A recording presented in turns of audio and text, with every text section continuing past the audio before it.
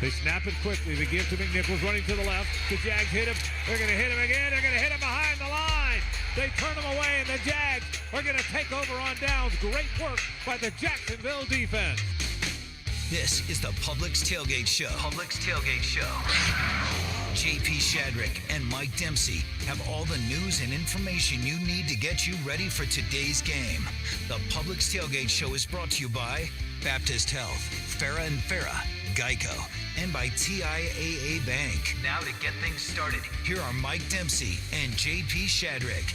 2 games remain in the 2020 NFL season, and today the home finale for the 1-13 Jacksonville Jaguars, and they'll try to snap a 13-game losing skid against the playoff hopeful Chicago Bears at 7-7. Kickoff coming up today at 1 o'clock. And today's game is presented by TIAA Bank, created to serve, built to perform. Welcome into the Publix Tailgate Show. JP Shadrick with Mike Dempsey. We're at the Hanania Subaru of Orange Park studio, and a lot going on around the Jaguars these days. A 13-game losing skid, yes.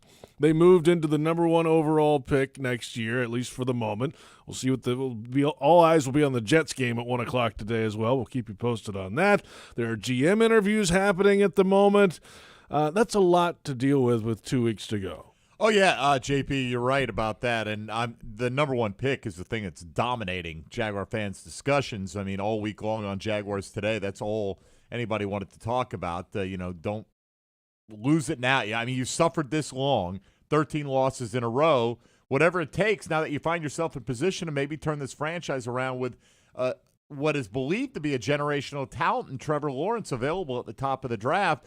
Jaguar fans can almost feel their hands around Trevor Lawrence's draft stock, but, still got a couple of weeks to see how this thing plays out. Like you said, Jets can help us out with another win today, and with Cleveland sending a bunch of guys on the COVID-19 list last night, it's a different-looking Browns team they'll be facing. Well, the Jaguars have some changes as well. James Robinson not available today. Mike Glennon will start at quarterback, and it always feels like the last few weeks especially it's been a revolving door in that quarterback room, but now some other changes, other transactions yesterday, and that's how it goes when you're 1-13. Well, Robinson's the big story. He's been the best player on the football team, the best performer on the football team. Let's put it that way. I think he's been the team's MVP up until now.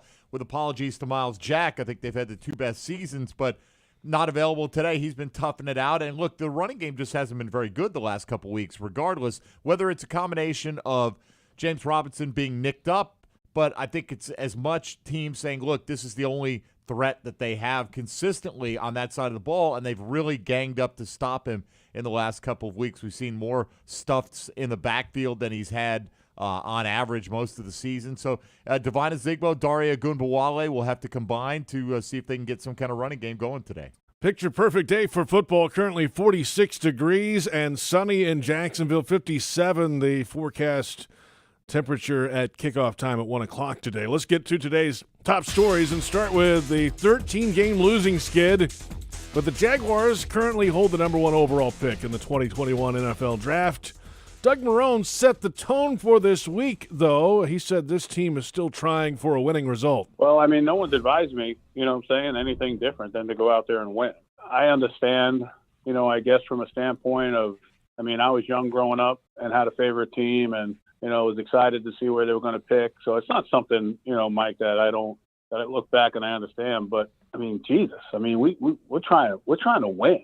We're doing everything we possibly can. And that's my job right now, and I owe it to the coaches and players. None of us are going to, look at this and in the future. And Marrone later in the week said he was a Lions fan, and when they drafted Billy Sims, he was fired up because they had the number 1 pick.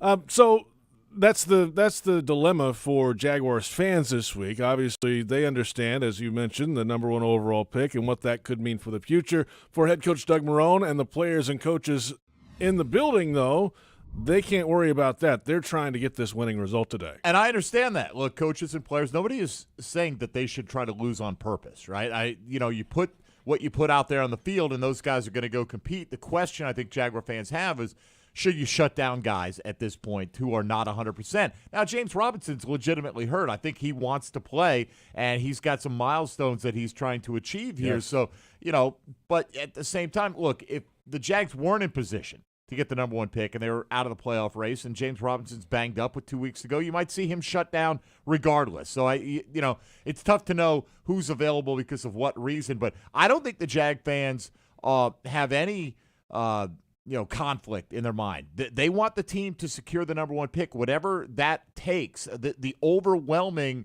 percentage of the fan base wants that to happen. So while I think we all understand Doug Marrone wants to go out there and win, I don't think necessarily every Jaguar fan feels the same way. Let's hear from NFL Network analyst Bucky Brooks discussing the anticipation for the number one pick because of Clemson quarterback Trevor Lawrence. I do understand the anticipation and the excitement of potentially having the number one overall pick because you see this quarterback who has been lighting it up for years at Clemson, who has led them to a national title, who has this team back in the football playoff.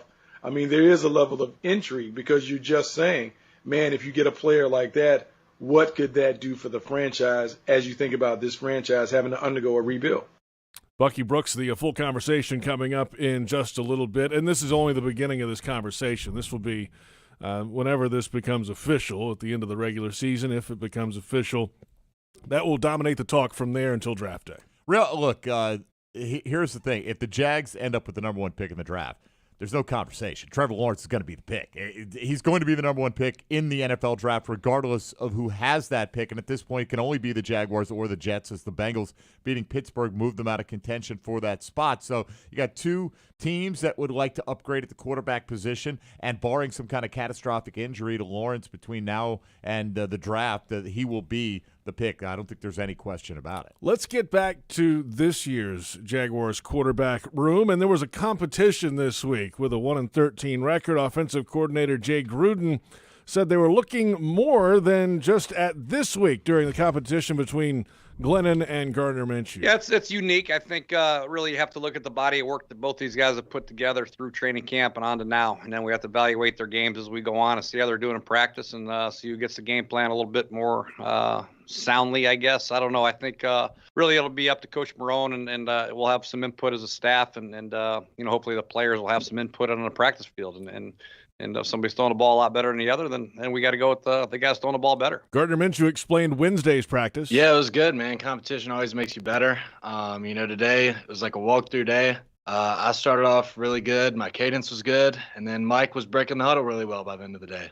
So it was a good day, really hotly contested. And then Mike Glennon, who's been around the league, has not seen anything like this before. No, I've never been a part of any competition in practice, the week of a game. So it's definitely unique. We just have to do our job, and that's to go out there and play to the best of our ability and, leave those decisions to the decision maker. So it's a unique situation. It's been a unique year. A lot's come up this year that I don't think any of us kind of saw coming. So Mike Glennon got the nod officially yesterday after the final day of practice. Yeah, sarcasm dripping from Gardner Minshew. I mean, come on. My cadence was good. Mike Glennon broke the huddle well. I mean, come on. I think there's been a feeling that Jay Gruden prefers having a guy who's going to stay in the pocket and go through his progressions, and Mike Glennon has done that. Not always to great effect. I mean, he got benched after throwing for only 85 yards and a little over a half through the interception a couple weeks ago, and that's what put Gardner Minshew back on the radar. But, the feeling is he leaves the pocket too early, doesn't hit and exploit the middle of the field as well, doesn't drive the ball down the field as well, and these are things that Glennon, at least in comparison to Gardner, can do, and that's, I think, probably why they went his way. Let's flip it around to the Jaguars' defense. They're facing a Bears offense that is playing well as of late, and former Jaguars wide receiver Allen Robinson is part of the reason why. Defensive coordinator Todd Wash knows he's a tough matchup. Obviously he can run. He is a big, long player that really is. He's really developed how to come in and out of cuts. You see him, his route running has really gotten a lot better.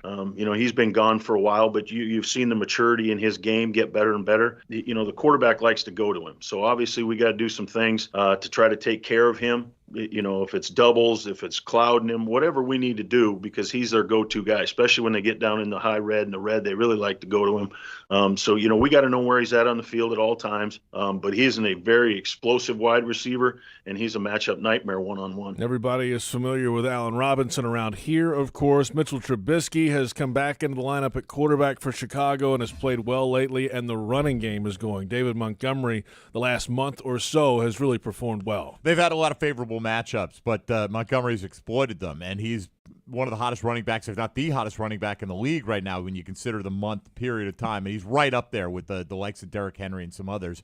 And Allen Robinson, obviously, is going to be highly motivated to come back here. You know, players always look for reasons to motivate themselves. Allen Robinson, I think, feels like the Jaguars did him wrong. I don't necessarily agree with that, but it doesn't really matter. What the facts of the matter is, it's what's going on in his mind. He was questionable coming in. Early reports this morning are he will play. He was not going to miss this game for anything. I mean, come on. If you had to put him out there in one of those little scooters when they have you in a boot, he'd be out there. Mitch, I'm open. So, yeah, we're going to see A-Rob give everything he's got in his body today. He may not have the 40-inch vertical if that were the case, but that's okay. He may not, but he'd still be out there. So there you have it, some of today's top stories. And the Jaguars Game Day radio broadcast is presented by ViStar Credit Union. If you believe free checking is better, join ViStar. That's checking with no fees and no minimums, no kidding. At ViStar, they never forget that it's your money. Let's go around the National Football League. A busy week already in Week 16. All right. Yes, JP. I mean, first you had Alvin Kamara match the NFL's rushing touchdown mark. Incredible. With 6 on Christmas night in his red and green cleats, which was very nice as the Saints knocked off the Vikings. But last night, we saw Miami and Vegas score a combined 5 times in the final 4 minutes and 1 second of their game. And it was a last-second field goal by the Dolphins' Jason Sanders that propelled Miami to the victory. Quarterback Ryan Fitzpatrick came off the bench to replace a struggling Tua Tagovailoa to lead the fourth quarter comeback. Miami, in winning, moved a step closer to clinching a playoff spot. The Raiders were eliminated from postseason contention. Earlier in the day, Tom Brady had the third biggest passing half of his career as he threw for 348 and 4 touchdowns in the first half, and that was enough. He had enough, and they took him out, and the Bucs went on to clinch a playoff spot with a 47-7 beatdown of the Lions. Former Jaguars Leonard Fournette and Blaine Gabbert combined for 3 touchdowns in that victory. And thanks to Arizona's 20-12 loss to the San Francisco 49ers, the Cardinals lost control of their playoff fate and handed it to the reins to the Chicago Bears, the Jaguars' opponent today. The Bears now know they get in with 2 wins no matter what Arizona does in Week 17 versus the Rams. And while those same Bears are in Jacksonville to face the Jaguars, the rest of the Jaguars' AFC South compatriot schedule looks like this. The Houston Texans at 4-10 will host the 3-9-1 Cincinnati Bengals. Then it gets interesting. Indianapolis at 10-4 at Pittsburgh. The Steelers come in on a 3-game slide after starting the season 11-0. They're 11-3 right now. An Indy win coupled with a Baltimore loss would put the Colts in the playoffs. Pittsburgh, however, can clinch the AFC North with a victory today. Tennessee and Green Bay on Sunday Night Football. The Titans at 10-4, Green Bay at 11-3, and the Titans can clinch the AFC South with a win and an Indianapolis loss, while Green Bay clinches a first-round bye if they get a win and Seattle loses their game. Meanwhile, a story coming out today that Tom Pelissero and Ian Rappaport combining on for NFL media, reporting that the league definitely plans to take advantage of their option to expand the season to a 17-game regular season schedule in 2021. Still only 1 bye week. There'd be a corresponding shrinkage of the preseason to either 3 or even possibly 2 games. So look for that to happen this offseason. And one other note, the Cleveland Browns, who take on the Jets today, and obviously we're rooting for the Jets to win. The Browns are going to be without 6 players, including their top 4 wide receivers on their depth chart, all due to COVID-19 close contact tracing. So obviously, it's a team that wants to rely on their ground game anyway, but they may have to do so to an absurd degree today when they take on the Jets, who are coming off that win against the Rams last week. Yeah, the AFC playoff picture is crazy. All the teams that would be in now have 10 wins or more, but there will be some teams on the outside looking in that have double-digit wins, it feels like. Which is pretty interesting considering it's going down as far as it is. Last year, Pittsburgh would have gotten, I think, what were they, like 7-8-1, I think is what they finished. And had there been 7 teams in the playoffs, they would have qualified with 7 wins last year and a tie, so 7.5 basically. And you're right, JP, already 7 teams with 10 wins. Baltimore can get there with a victory today as well. So going to be a really, really good football team getting left out in the AFC playoff picture. The Cleveland Browns could be one of those if they can't figure it out today against the Jets. I mean, they're they 10 end with and the 4. Steelers next week. So, and Pittsburgh certainly have something to play for if they lose to Indy today. There's a lot of things going on out there. Kansas City, of course, clinches the AFC bye with a victory today, or I guess losses by Buffalo and Pittsburgh would put them in as well. There you have it. Some of today's top stories around the National Football League. Farah reminds you to continue to wear a mask and help prevent the spread of COVID-19. Farah, protecting you and your family since 1979. We're just getting started. We'll hear from tight ends coach Ron Middleton, and he'll explain how the tight end position has contributed to the Jags offense in 2020 and as of late. That's coming up in a moment. The Bears and the Jaguars at 1 o'clock. And from TIAA Bank Field, this is the Publix Tailgate Show on Jaguars Radio.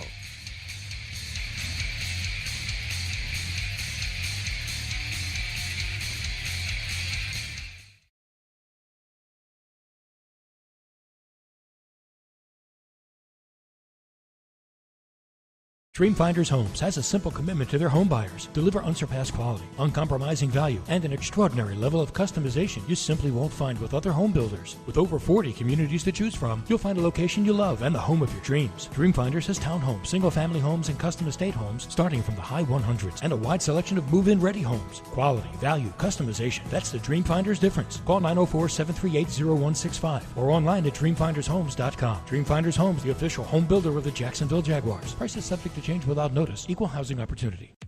At Tropical Smoothie Cafe, one taste and you're feeling good now, smiling wider now, seeing brighter now, bucket dunking now, namasteing now, popping a wheelie now, living lighter now.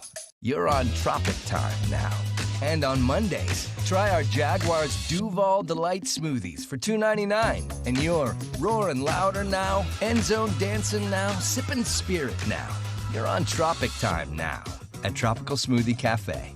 Hey, Florida drivers and motorcycle riders, don't fumble. Do your part to stay safe on our roadways. Florida has observed a significant number of motorcycle fatalities and crashes. Drivers, watch for motorcycles. Don't drive distracted. Motorcycles are hard to see. Take the extra effort to look for them. Riders, play defense. Always ride responsibly. Wear proper gear. Make yourself more visible. Get trained and never drink and ride. On the road, safety is worth way more than 2 points. Brought to you by the Florida Department of Transportation. In Florida, bicyclists have the same rights and responsibilities as everyone else on the road. So when you ride, follow the rules. Always wear a helmet and use lights on your bike.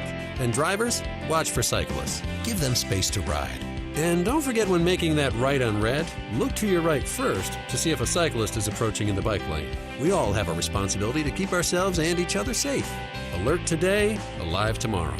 Because safety doesn't happen by accident. This message brought to you by the Florida Department of Transportation. Brooks Rehabilitation outpatient locations throughout Florida are currently open and accepting in-person and telehealth appointments. They're following CDC guidelines to include screenings, temperature checks, face masks, social distancing, and additional sanitizing of all surfaces. They're taking extra precautions to ensure your safety so you can focus on your recovery. Please call their central intake unit at 904-345-7277, option 3, to schedule your visit. Brooks Rehabilitation is the official rehabilitation provider for the Jacksonville Jaguars. Everyone's so busy keeping up. Forget about the Joneses. We all on our telephones with the texts and the tweets and the beats. What he said, she said, can't even follow the thread. Down the hole, we all go. Me, I like keeping up too, with my Corona and my attitude. That's La Vida Más Fina. Relax responsibly. Corona Extra Beer, imported by Crown Imports, Chicago, Illinois.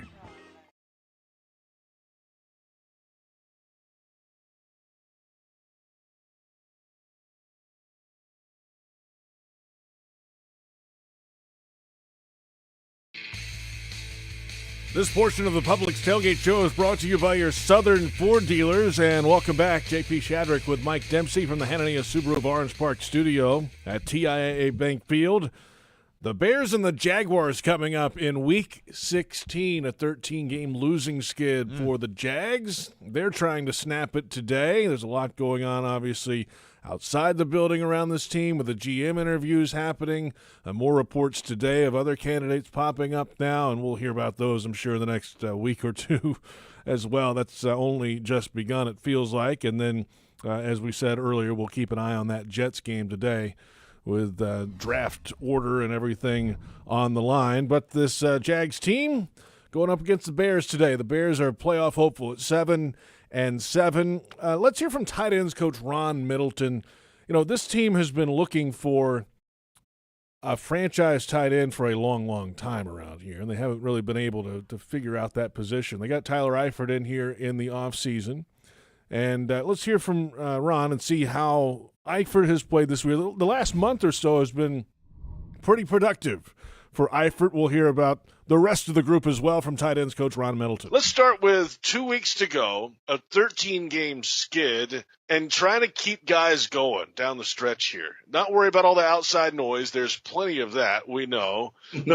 But focusing on the task at hand, and that's going out and performing against the Bears this week. It's got to be tough. To say it was easy, I would be lying to you. But, you know, the one thing that you have to lean on is the fact that you're professional, and you remind your players that they are professionals, and that there are a whole lot of guys wish they would be in the position that they're in. You know, we get paid to do a job. We can't guarantee the outcome. But what you can guarantee is that you're going to prepare yourself the very best of your ability. You're going to go out there, you're going to play to the very best of your ability, and let the chips fall where they may. If you do that, then you can look at yourself in the mirror regardless of the outcome and live with it. Ron Middleton with us, Jaguars tight ends coach. Let's get into your room. And Tyler Eifert, it feels like the last 3-4 weeks or so, I think he's only missed 2 targets in that time. Mm-hmm. And you knew he was going to be productive as this year kind of went along. He's a veteran. He's been around the league for a while. Has there been anything different over the last month with Tyler? Our plan for him. You know, his career has been plagued with injuries here and there, and whether nagging or season ending. He came in with the right attitude first and foremost, and I think Coach Marone and the training staff sat down and had they got a plan for him. As far as we know what his strengths are, we know what his weaknesses are. We know why we got him here. So we're not going to try to ask him to do things that, you know, that we have other people to do. Therefore, we can get the best out of his abilities. So I think that's first and foremost the plan that we have for him, as far as not asking him to do everything, but to concentrate on the things that he's really good at.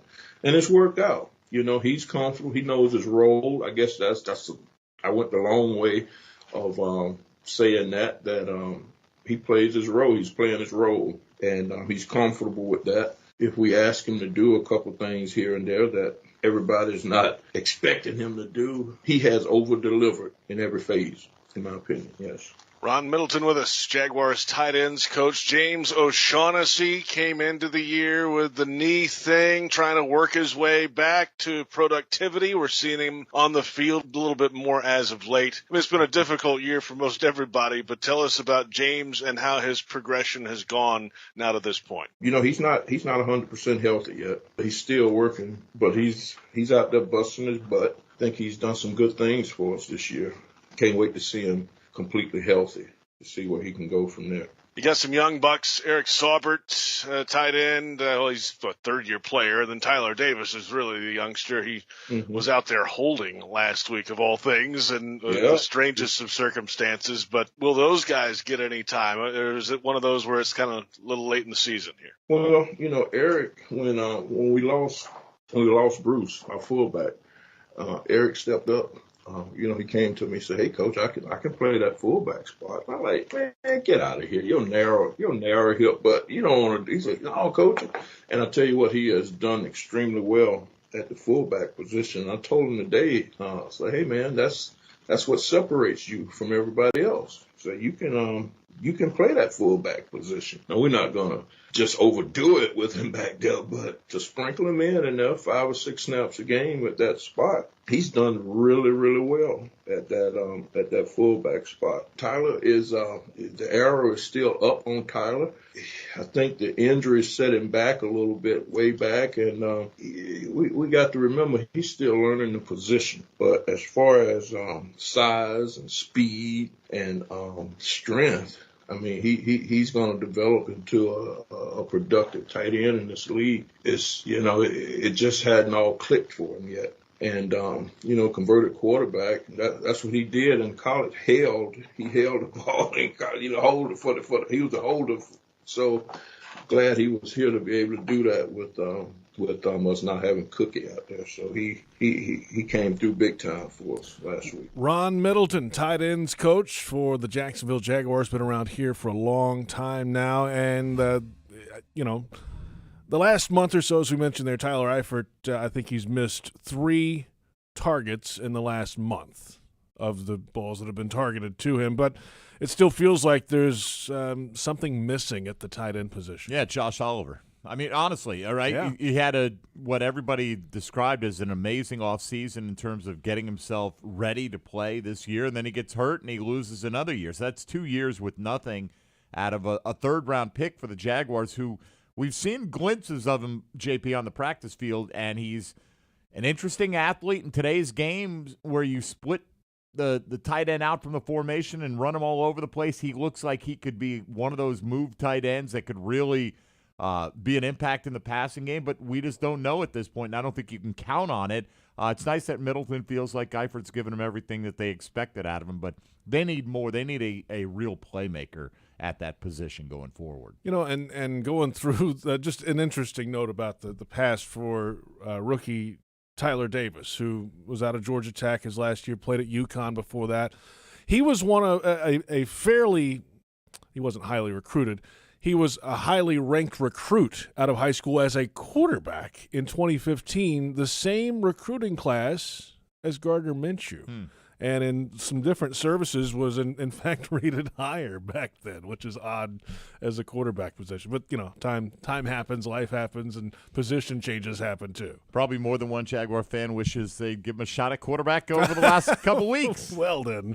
In that note, let's take a time out. We're back in a moment. We'll hear from Bucky Brooks, NFL Network analyst, and our co-host on the Scoreboard Show after each game. We'll get into that number 1 pick, GM interviews, and a lot more ahead. We're back in a moment. The Bears and the Jaguars coming up, and this is the Publix Tailgate Show on Jaguars Radio.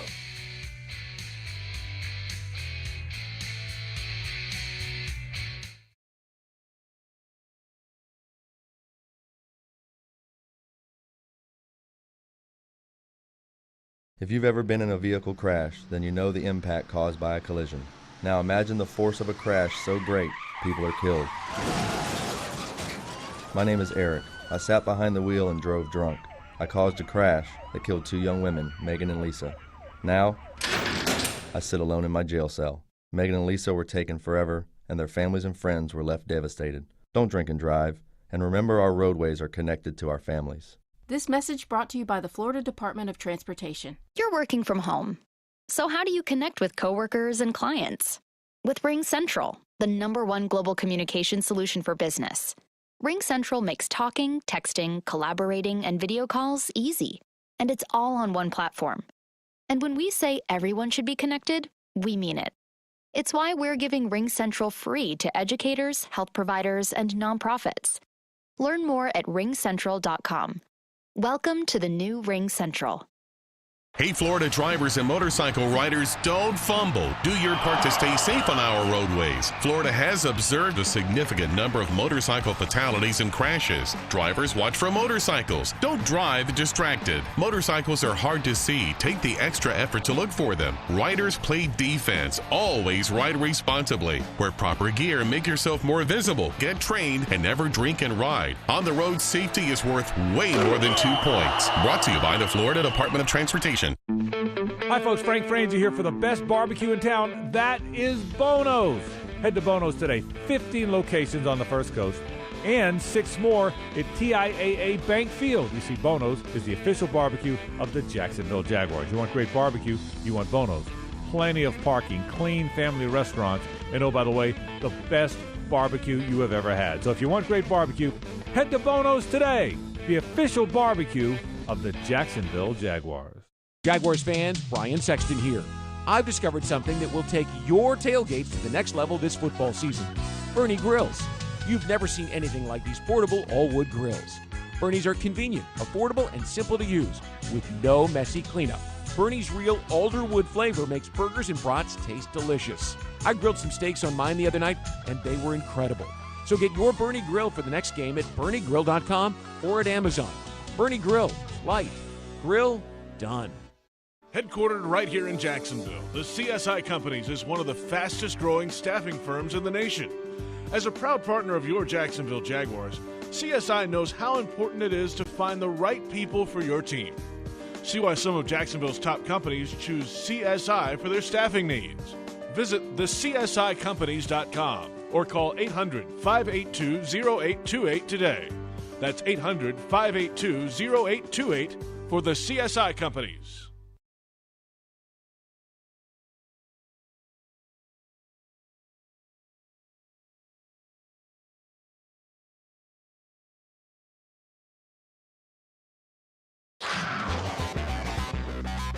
The Publix Tailgate Show continues right now.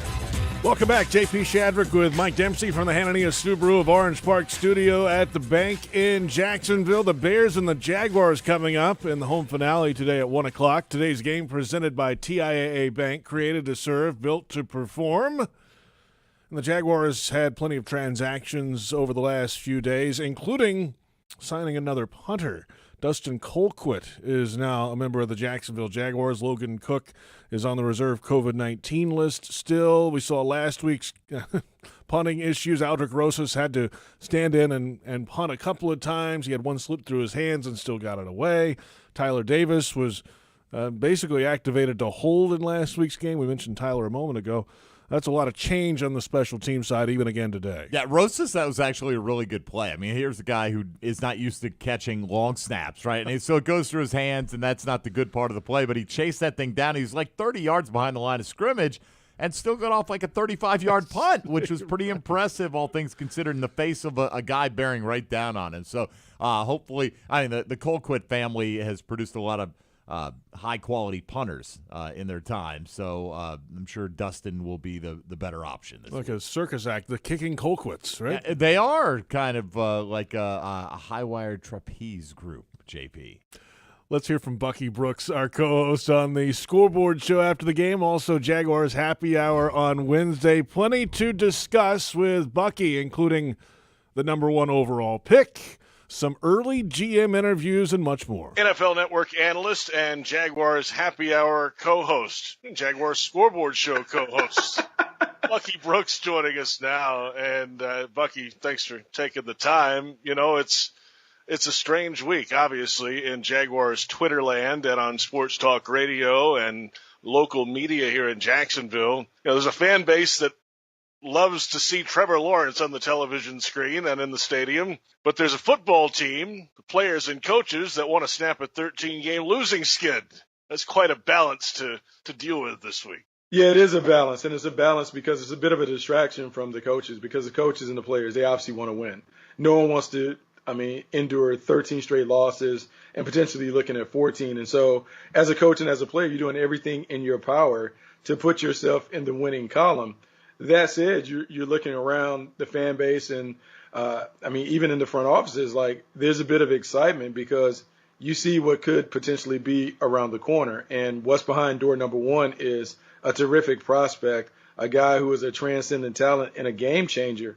And so I can't blame the fans for being excited about the prospect of a quarterback from Clemson, Trevor Lawrence, potentially being the number 1 overall pick if the Jaguars finish with the number 1 pick.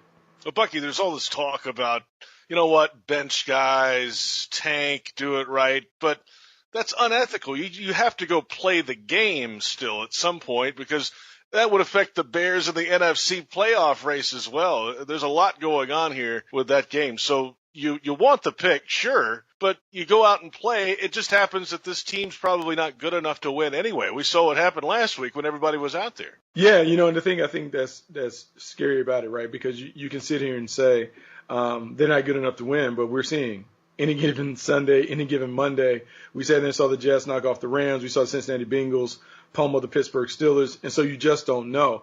And I think it is their duty as coaches and as players to get ready to play, to put on the best performance that they can put on in between the lines.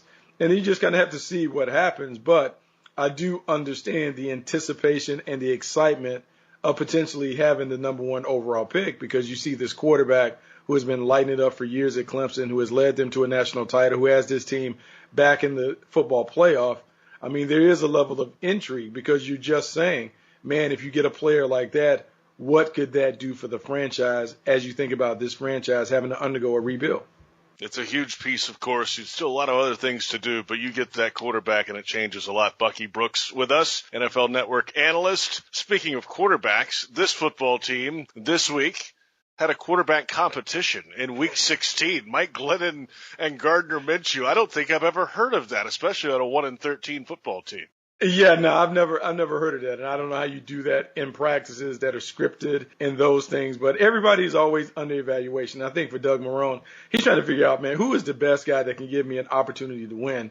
When they've charted out Mike Glennon, he has been fine at times, but the more that he played, the more that he kind of showed who he is as a player. And then for Gardner Minshew, who started out as a starter, I think everyone knows exactly who he is. And as a coach, you're trying to figure out what is the right combination at the position to allow us to play our best and to potentially knock off a Bears team that has been playing pretty well. All right, Bucky, on top of all that, general manager interviews reportedly have started this week. I don't know, on Jaguars.com this week you had some writing about some of the candidates and what they bring to the table. Let's go through them. Let's start off with Louis Riddick, who's been reported to have interviewed with the Jaguars, Monday Night Football analyst. Tell us about his past. So Louis Riddick is funny because Louis and I were teammates with the Oakland Raiders back in the day, and I would say is one of the brightest minds in football. Obviously, you hear how he conveys and teaches the game to fans on Monday Night Football during the telecast and also on ESPN. He certainly gets it from a big picture perspective.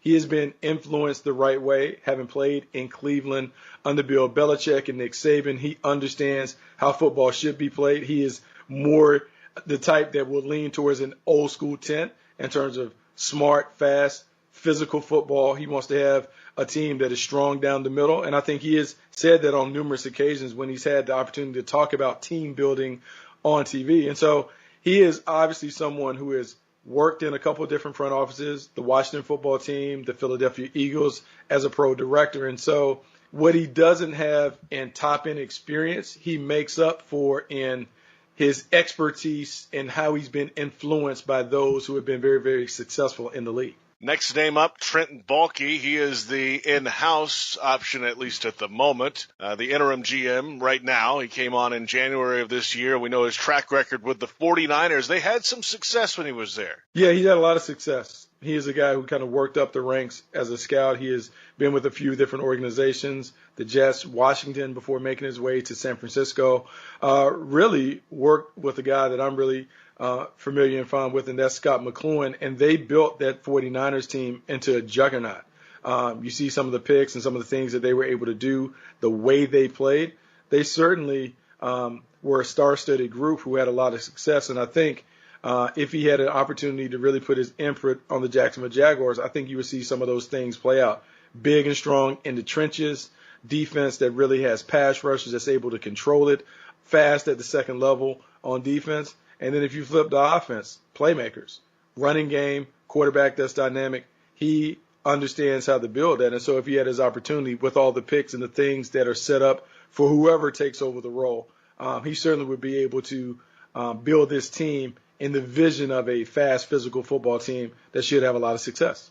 Bucky, the final name we'll discuss today that has been mentioned as an interviewee is Rick Smith, the guy we know well in the AFC South with his time down in Houston. Yeah, Rick Smith has been very, very successful as a general manager. In 12 seasons in Houston, he had 8 teams that were 500 or better. They won 4 division titles, a 3-4 playoff mark. And then I think when you look at the draft record is pretty impressive. J.J. Watt, Deshaun Watson, Jadeveon Clowney, DeAndre Hopkins, all were guys that came and were cornerstone players for that franchise. I think with Rick Smith, what you're getting is a very experienced guy who is a great communicator. I think if you look at his relationships, not only with scouts, but with the head coaches, he has been able to get along and try and create a cooperation that allows the team to kind of have one voice and one vision. And so when you look at the Jaguars and the situation with the number of draft picks, the salary cap space, the young talent that's available, I would like to think that Rick Smith would be able to hit the ground running, particularly because he has a familiarity with the division that should give him an edge over some candidates. Great stuff as always, Bucky. This is just the beginning, so get ready. We'll be back with you a lot in the coming weeks, and we'll talk to you in the postgame. How about it? How about it, man? Let's do it. Bucky Brooks joining us, our co-host on the Scoreboard Show with your calls after the game, and our co-host on Jaguars Happy Hour on Wednesdays. There was another addition to that GM list today, a report that former Giants GM Jerry Reese has interviewed with the Jags as well. We'll hear some names over the next week or so, but the process is underway is the point. Yeah, they're getting some of these interviews out of the way, JP, and I think, if things end up with them owning the number one pick in the draft with the cap space that they have, with the patience that Shad Khan has shown as an owner, I think this is the most attractive opening that is out there right now, and so you should have your pick of a lot of qualified candidates. This week's Selfies for Change player is Josh Allen. Take a virtual selfie with him and unlock a donation to tackle social injustice. Get started at TIAABank.com/selfiesforchange. Time now for our weekly visit with Jags sideline reporter Rick Ballou, presented by McGowan's Heating and Air. We call it, Has Rick Lost It? Okay, it's certainly been a crazy 7 days, no doubt about it, since the Jets' victory. Boy, this town has really turned upside down with all the Trevor Lawrence rage. For myself personally, the 7 years I didn't spend here in Jacksonville came right after the 2000 AFC Championship game. I went to Chicago, and I, worked there for 7 years, and boy, the Bears had issues at quarterback, and it just got me thinking about the pressure to get the pick right. Case in point, when I got there in 2000, Cade McNown, and with Shane Matthews, Jim Miller, Chris Chandler, Henry Burris, Cordell Stewart, Rex Grossman, Greg Krenzel, Chad Hutchinson, former Jag Jonathan Quinn, Kyle Orton, Brian Greasy, Jay Cutler, Jason Campbell, Todd Collins, Caleb Haney, Josh McCown, Jimmy Clausen, Matt Barkley, Brian Hoyer, Mike Glennon, Chase Daniel, Nick Foles, Mitchell Trubisky. Okay? That's 24 quarterbacks they've tried. 4 first-rounders, McNown, Grossman. Well, actually, we took them to a Super Bowl the year I came back here to Jacksonville. Jay Cutler and now Mitchell Trubisky. The pressure to pick the right quarterback is enormous. Head coaches changed in Chicago. General managers changed in Chicago. Today, it's Mike Glennon, a guy who was on that list. We thought this would all be about the return of Nick Foles trying to win here. Now, in fact, it could be Mike Glennon spoiling the Chicago Bears' opportunity to get into a playoff. And if he does play and he wins, well, you know the rest. Has Rick Lost It? Presented by McGowan's Heating and Air, proudly keeping your family comfortable since 1974. Call 904-264-COOL. We're back on the Publix Tailgate Show in a moment with Chris Conley. The Jags wide receiver visits with Ashlyn Sullivan and our Baptist Health connection with a player. The Bears and the Jaguars tee it up today at 1 o'clock. And from TIAA Bank Field, this is the Publix Tailgate Show on Jaguars Radio.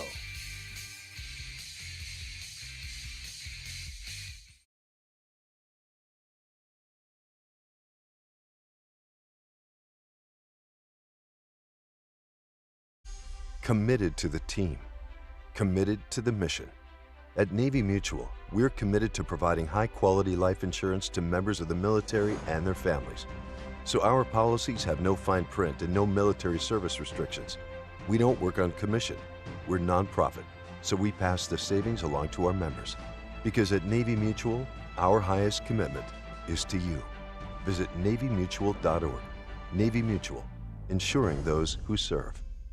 Hey guys, I want to take a break here because I'm so excited to talk to you all about this experience Eric Dunn and I are hosting this season called Jags at Home. This thing is for anyone that could use an extra $10,000. I mean, who couldn't? And the Jaguars are actually giving away $2,500 every quarter of every game to whoever predicts the outcome of the game most accurately. Will the Jaguars convert this third down? What will be the result of this red zone trip?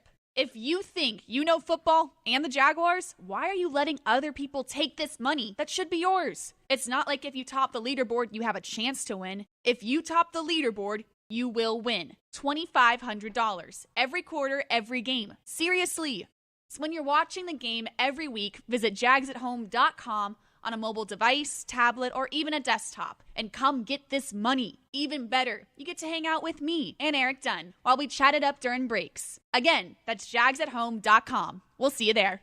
Jaguars fans, game day is back. And this year we've teamed up with Jameson to add another win to your week with official Jaguars and Jameson branded collectible stadium cups. They're only available for a limited time in the Jacksonville metro area. So grab yours today, pour a smooth Jameson, ginger and lime, and cheer on the Jags with Jameson. Taste responsibly. Jameson Irish Whiskey, 40% alcohol by volume, 80 proof, product of Ireland, copyright 2020, imported by John Jameson Import Company, New York, New York.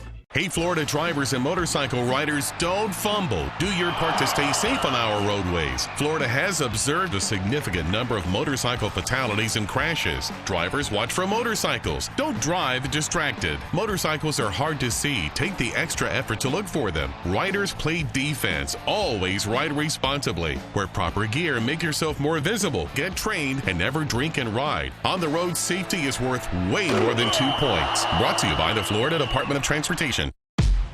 At most sandwich places, asking for more of something is just part of the drill.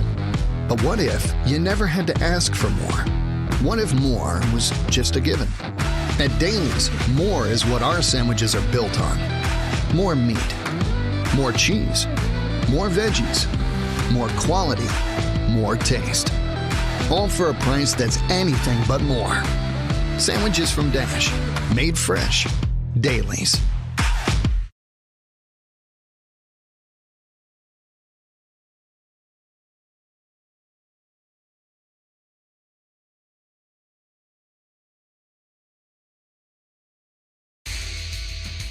Jaguars Game Day presented by ViStar Credit Union. The Publix Tailgate show continues. JP Shadrick with Mike Dempsey.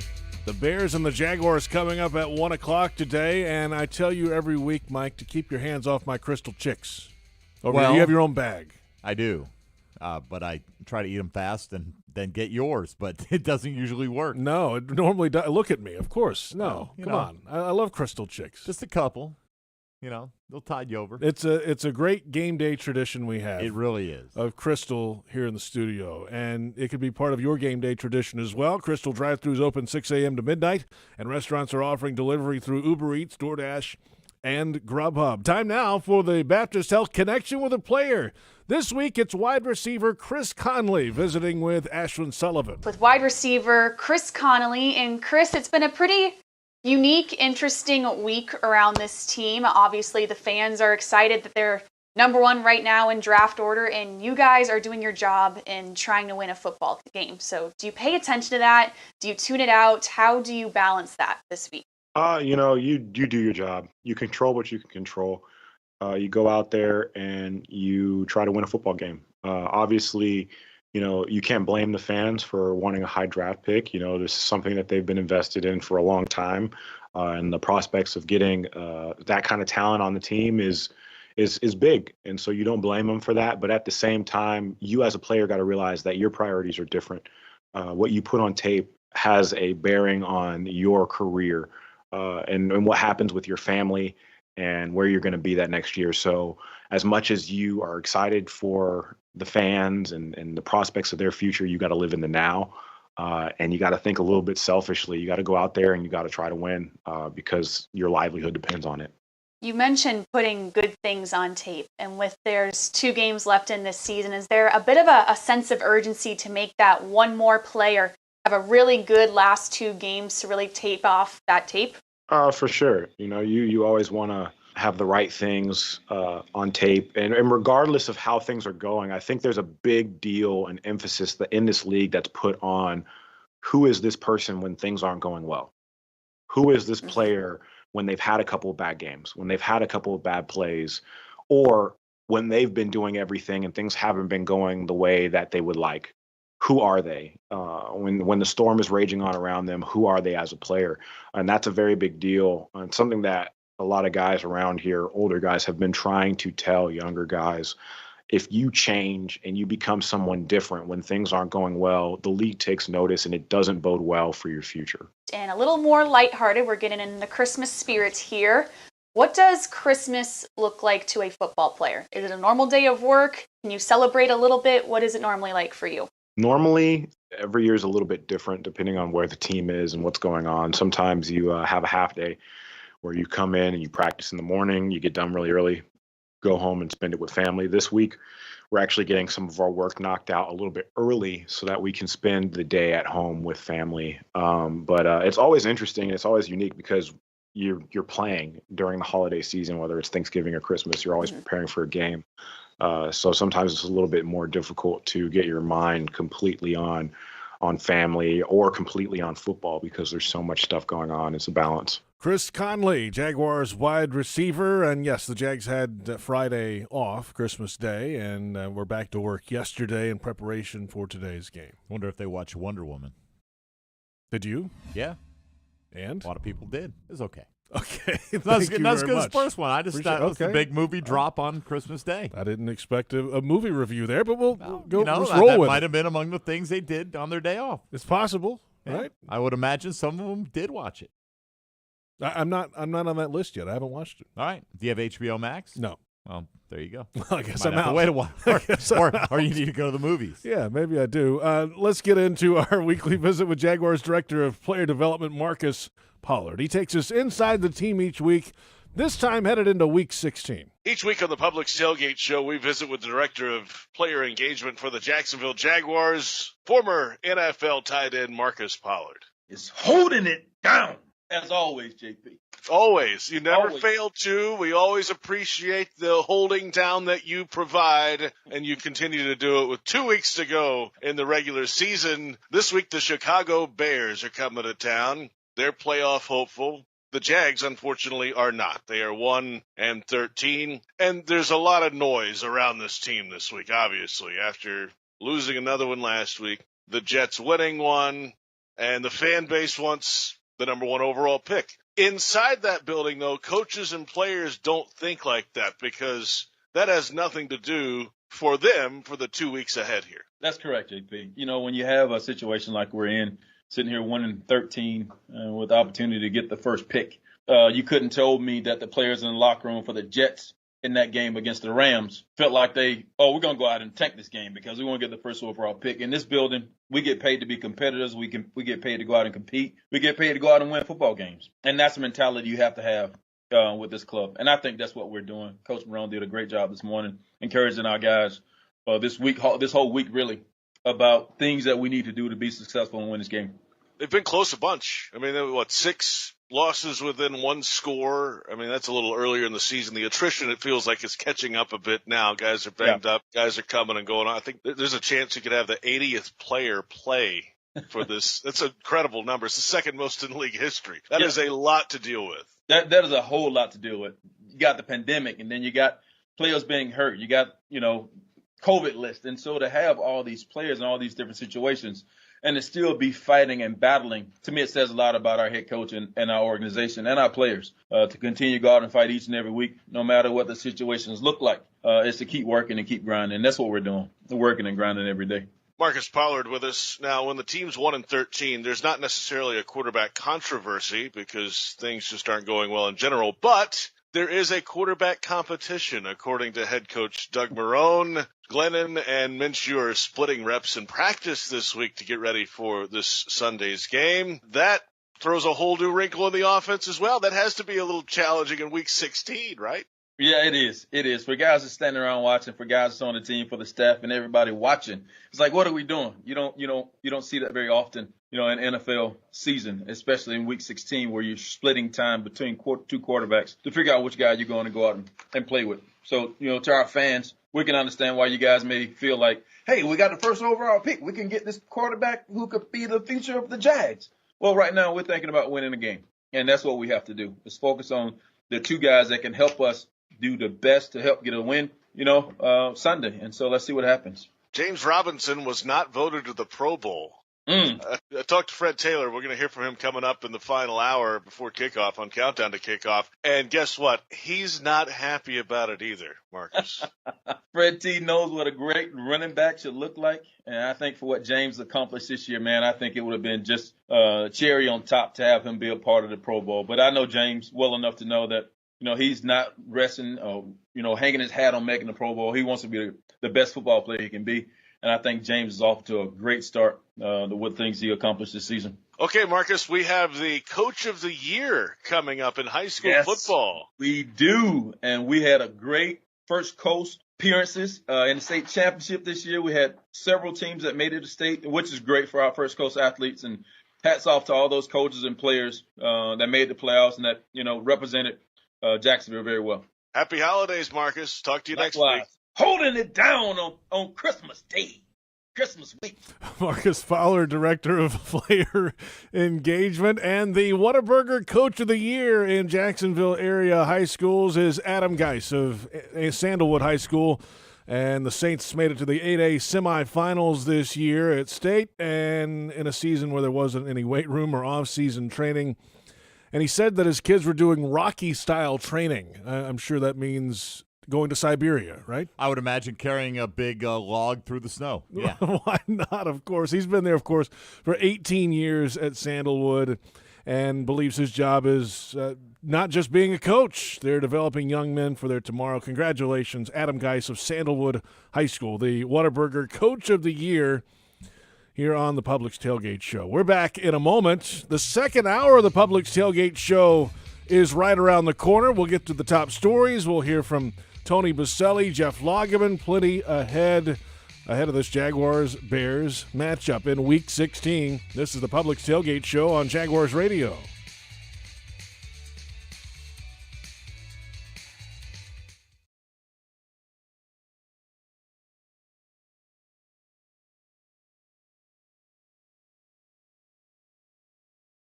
Brooks Rehabilitation outpatient locations throughout Florida are currently open and accepting in-person and telehealth appointments. They're following CDC guidelines to include screenings, temperature checks, face masks, social distancing, and additional sanitizing of all surfaces. They're taking extra precautions to ensure your safety so you can focus on your recovery. Please call their central intake unit at 904-345-7277, option 3 to schedule your visit. Brooks Rehabilitation is the official rehabilitation provider for the Jacksonville Jaguars.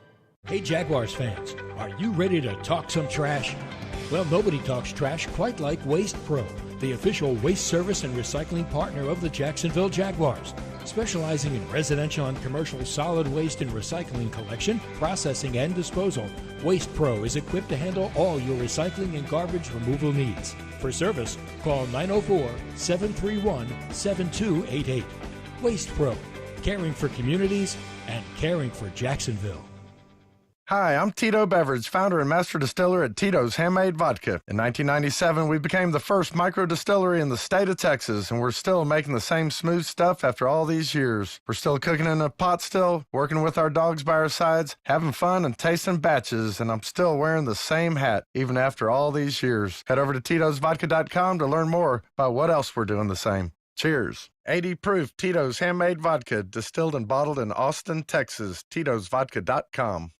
This football season, prepare your taste buds for the most iconic sports-watching drink of all time, Pepsi. With refreshing deliciousness specially formulated to keep your eye on the ball and mouth-watering fizziness to help you power through game day, Pepsi has everything you need to start strong. I used to care when Mike cheered so hard he spilled nacho cheese on my carpet, but thanks to Pepsi, even Mike can't ruin my football party.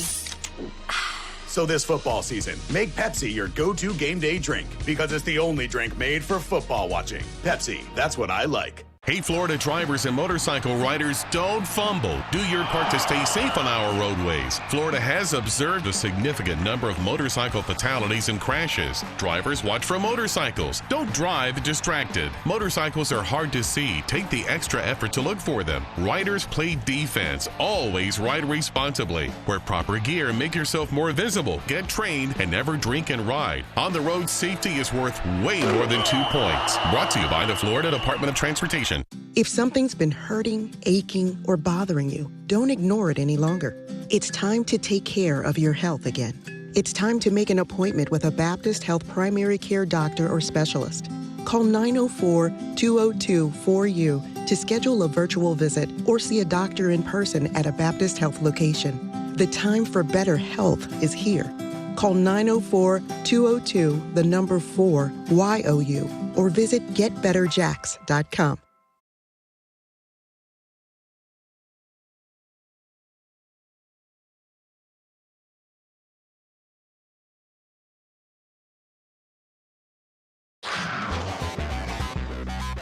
The Publix Tailgate Show continues right now. Welcome back. The second hour of the Publix Tailgate Show. JP Shadrick with Mike Dempsey from the Hanania Subaru of Orange Park Studio at TIAA Bank Field. It's a 1 o'clock kickoff time today in Week 16 for the Chicago Bears and the Jacksonville Jaguars. Today's game presented by TIAA Bank. Created to serve, built to perform. A 13-game losing skid for the Jags. The Bears, on the other hand, Mike, are in playoff contention. They got some help yesterday or over the weekend here, and they control their own destiny to get in. They do. 2 wins, and they know that they're going to get in, and really they may be able to lose a game and get in because Arizona's got the LA Rams next week, but the Cardinals, by losing, gave up control to the Chicago Bears. So as if they weren't already fired up to come in and play this game today, they know that with a win, they put themselves in position to not need to worry about what the Cardinals do the rest of the season. Beautiful day for football here in Jacksonville. Currently 52 degrees, the high around 59 today. Bright Florida sunshine overhead. Let's get to today's top story, starting with the quarterback competition this week. Head coach Doug Marrone discussed the plan earlier. We told both players, Mike and Gardner, we're going to split the reps and see how practice goes. We're doing that, in a couple different. They're not the only position. We're looking at some other players and saying, hey, whoever has the best week of practice, and try to get some, just make sure we get the right guy out there that can, do the game plans that we need to win. So. We got a competition going on, and we'll see who has, does well. For offensive coordinator Jay Gruden, there weren't many opportunities in practice this week. The plays will be pretty sparse this time of year. Doing some walkthroughs and very little one-on-ones. None against the defense number ones. Really, it's against scout teams. So we got to get these guys a few reps and see how they do. And I think the big thing, like I mentioned earlier, it's not so much how you throw your first pass in team period one, but really we're going to go back and really evaluate the tape, the games that Mike played, the games that Gardner's played, and hopefully make a determination over the overall big scope of things. So Mike Glennon gets the nod. He will start against his former team, the Chicago Bears, today. Yeah, I really would have been interested to see what kind of competition we're talking about in practice, right? Because typically, JP, you don't have the competition at quarterback this late in the season. You pick a guy and you give him all the first-team reps. Do they really split first-team reps, and does that leave whoever wins the competition less than 100% of where you'd like him to be? But we talked about this a little bit earlier, about an hour ago, that Jay Gruden seems to prefer a quarterback that will stand in the pocket and go through his progressions. And Gardner, we know, sometimes maybe feels a little phantom pressure, and he's made some ridiculously good plays by escaping the pocket in the past, but offense coordinators design schemes so you go through your reads and you can exploit the different areas of the field, and they want you to win from the pocket ultimately, and he hasn't shown a consistent ability to do that. Not that Mike Glennon has consistently won with this football team, but he's more willing to stand in there and deliver the kind of throws I think that Jay Gruden is looking for. Let's hear from Mike Glennon and this Jaguars team trying to snap a 13-game losing skid today. They hear the noise on the outside, but they're not worried about that future. It's our job as the 2020 Jaguars to go out and get wins. So our focus is on getting wins, and then when the 2021 season gets here, then that's when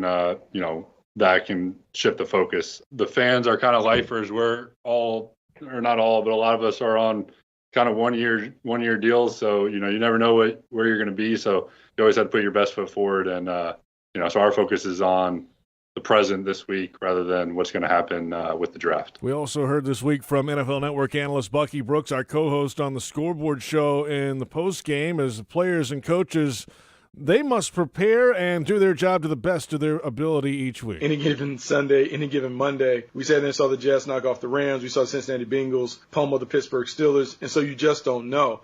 And I think it is their duty as coaches and as players to get ready to play, to put on the best performance that they can put on in between the lines.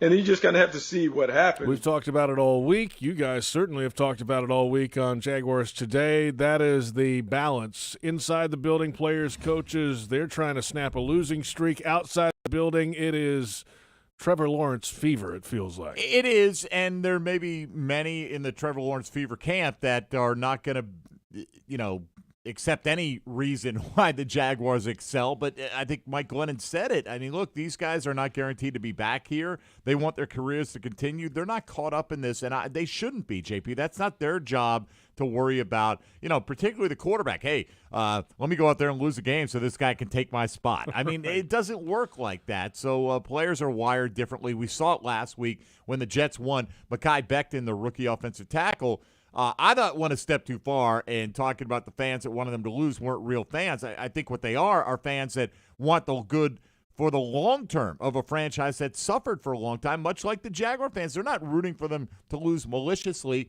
Hey, look, they've lost 13 in a row. They've matched a franchise low. To win one now, what does it make you feel? Feels good for a week on that particular afternoon. And then you realize you may give away the keys to a guy who may be your franchise quarterback for the next 10 to 15 years in an ideal scenario, and one who is considered to be one of the best prospects to ever come out, the most highly graded at that position. Let's get to the Jaguars' defense in their matchup today against the Bears' offense that is playing well lately, and it starts with the resurgence of quarterback Mitchell Trubisky. Defensive coordinator Todd Wash explains the challenge of defending his mobility. Really, I think they've done a real nice job of figuring out what he does and what he does well, and that's what they're doing. You don't see a lot of drop back and just air it out. It's boots, controlled passing game, and, he's had a lot of success these last couple of weeks at it. For us, we got to try to make it difficult for him, in the boots and make sure we match those nice and tight, maybe slow down some defensive ends so we have some pressure on him on the boots. But they've done a real nice job of playing to his strength the last 2 weeks, and you can see that with his quarterback rating. So Trubisky started the season, and then Nick Foles came in. Foles left. He was banged up. Here comes Trubisky. He's played well lately. He has the running game to go with it. He has Allen Robinson on the outside as a target who has over 1,000 yards receiving this year. So they are playing well offensively as of late. They have, as of late, is the key, right? And Trubisky's had an up and down tenure there in Chicago. Of course, look, the Jags passed on Patrick Mahomes and Deshaun Watson. The difference is they didn't select a quarterback ahead of those guys, which the Bears did, not only selecting Trubisky, but trading up to guarantee that they got him, moving up one spot because they felt like they absolutely could not lose out on him. He has failed to live up to that kind of level of hype. But, look, there's so many connections with these two teams, JP, with Nick Foles going over there, helping out the Jaguars salary cap, giving them a draft pick. A lot of people thought they would have to pay someone to take Nick Foles off their hands. So you have that. You have the Allen Robinson connection.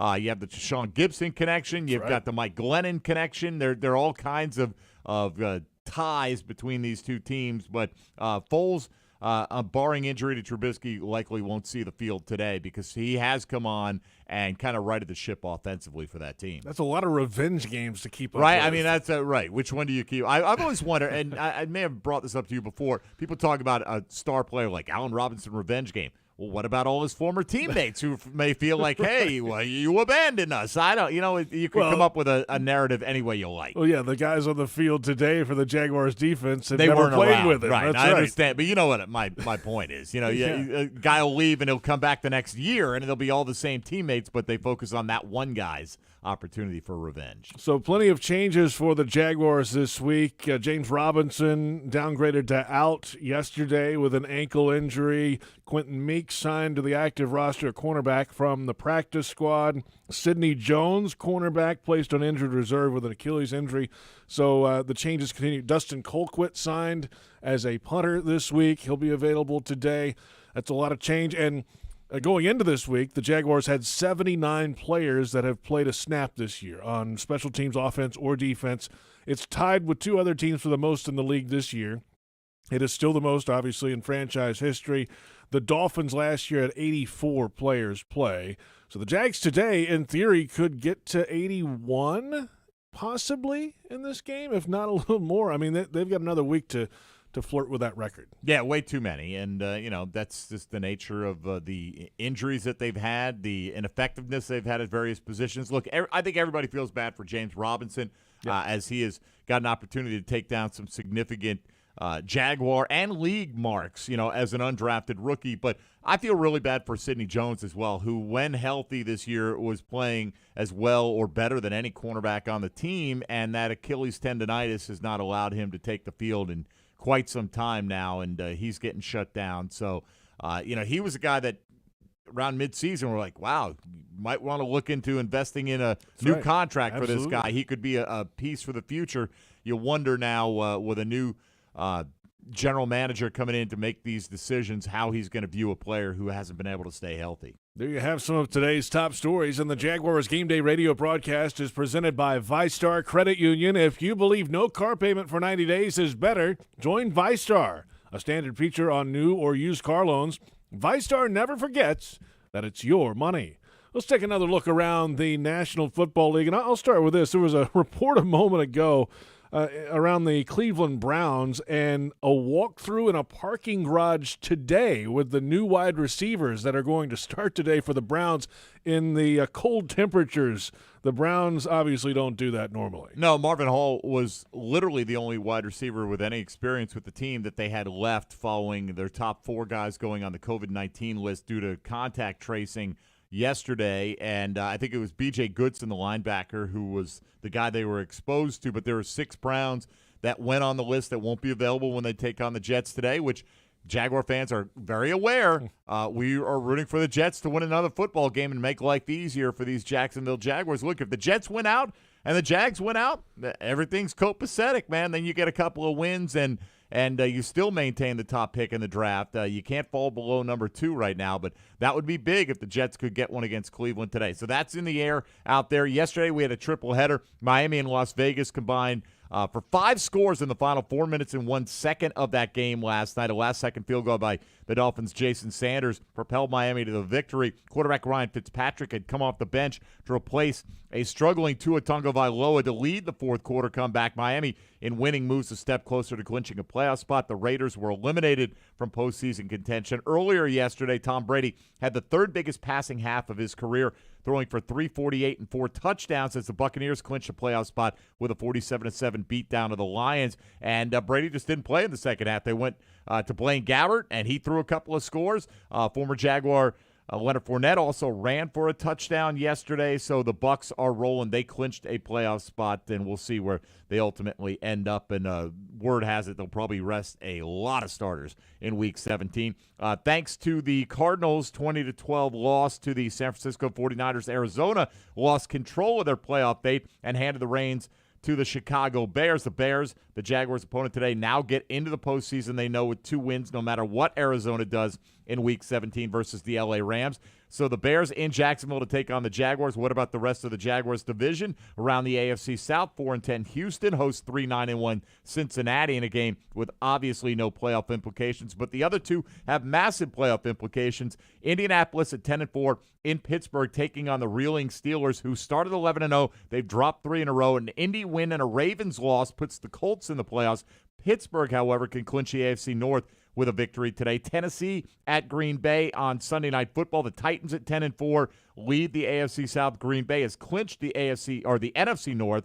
They can clinch a bye in the first round with a win and a Seattle loss. Tennessee needs a win and an Indy loss to clinch the AFC South division title. And word from NFL Media's Ian Rappaport and Tom Pelissero reports that the NFL definitely plans to expand to a 17-game schedule beginning in 2021. That's an option that they have under the collective bargaining agreement. A corresponding reduction of the preseason to 2 or 3 games would go along with that as well. It would be a game against the other conference, right, on a rotating basis. Likely, allegedly. yeah, right. I think that's the idea, to keep things balanced, and you would do that, and it would open up the possibility to play a lot more international games and different things like that, because obviously you're going to have a scenario where some teams have 9 home games, others have 8, and that would, I would imagine, the teams that had 9 one year would have 8 the next, and ongoing like that. But in any given year, it could work out to be an advantage for any particular team.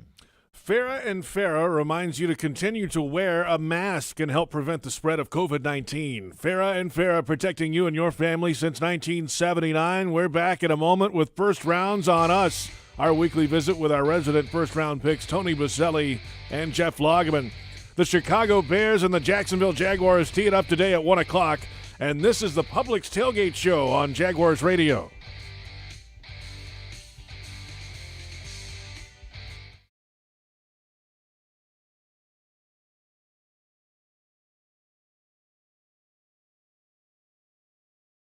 Some things make a house your home. Like clean, fresh sheets that make a bed with the soothing scent of fabric softener your thing.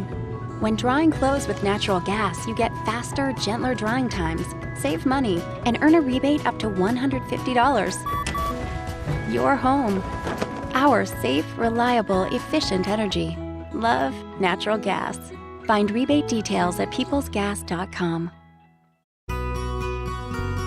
Why live with foot or ankle pain? If you have persistent pain, numbness, tingling, burning pain on the bottom of your foot, or swelling that doesn't improve with home treatment, it may be time to see Jacksonville Orthopedic Institute.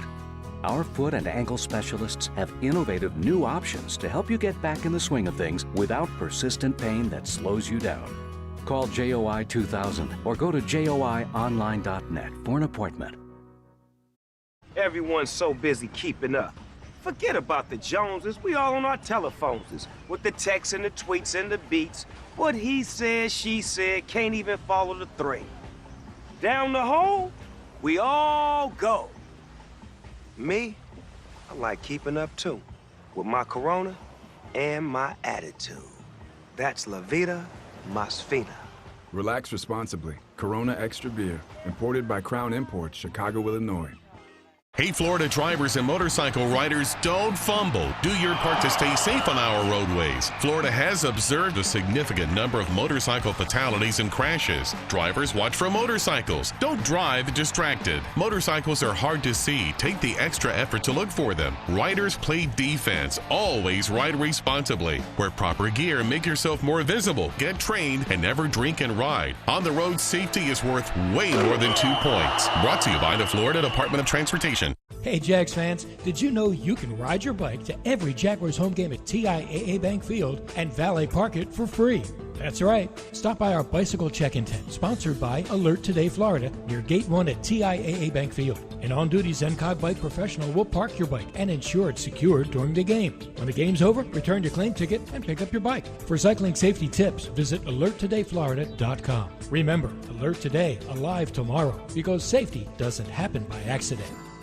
Dreamfinders Homes has a simple commitment to their home buyers. Deliver unsurpassed quality, uncompromising value, and an extraordinary level of customization you simply won't find with other home builders. With over 40 communities to choose from, you'll find a location you love and the home of your dreams. Dreamfinders has townhomes, single-family homes, and custom estate homes starting from the high 100s and a wide selection of move-in ready homes. Quality, value, customization. That's the Dreamfinders difference. Call 904-738-0165 or online at dreamfindershomes.com. Dreamfinders Homes, the official home builder of the Jacksonville Jaguars. Prices subject to change without notice. Equal housing opportunity.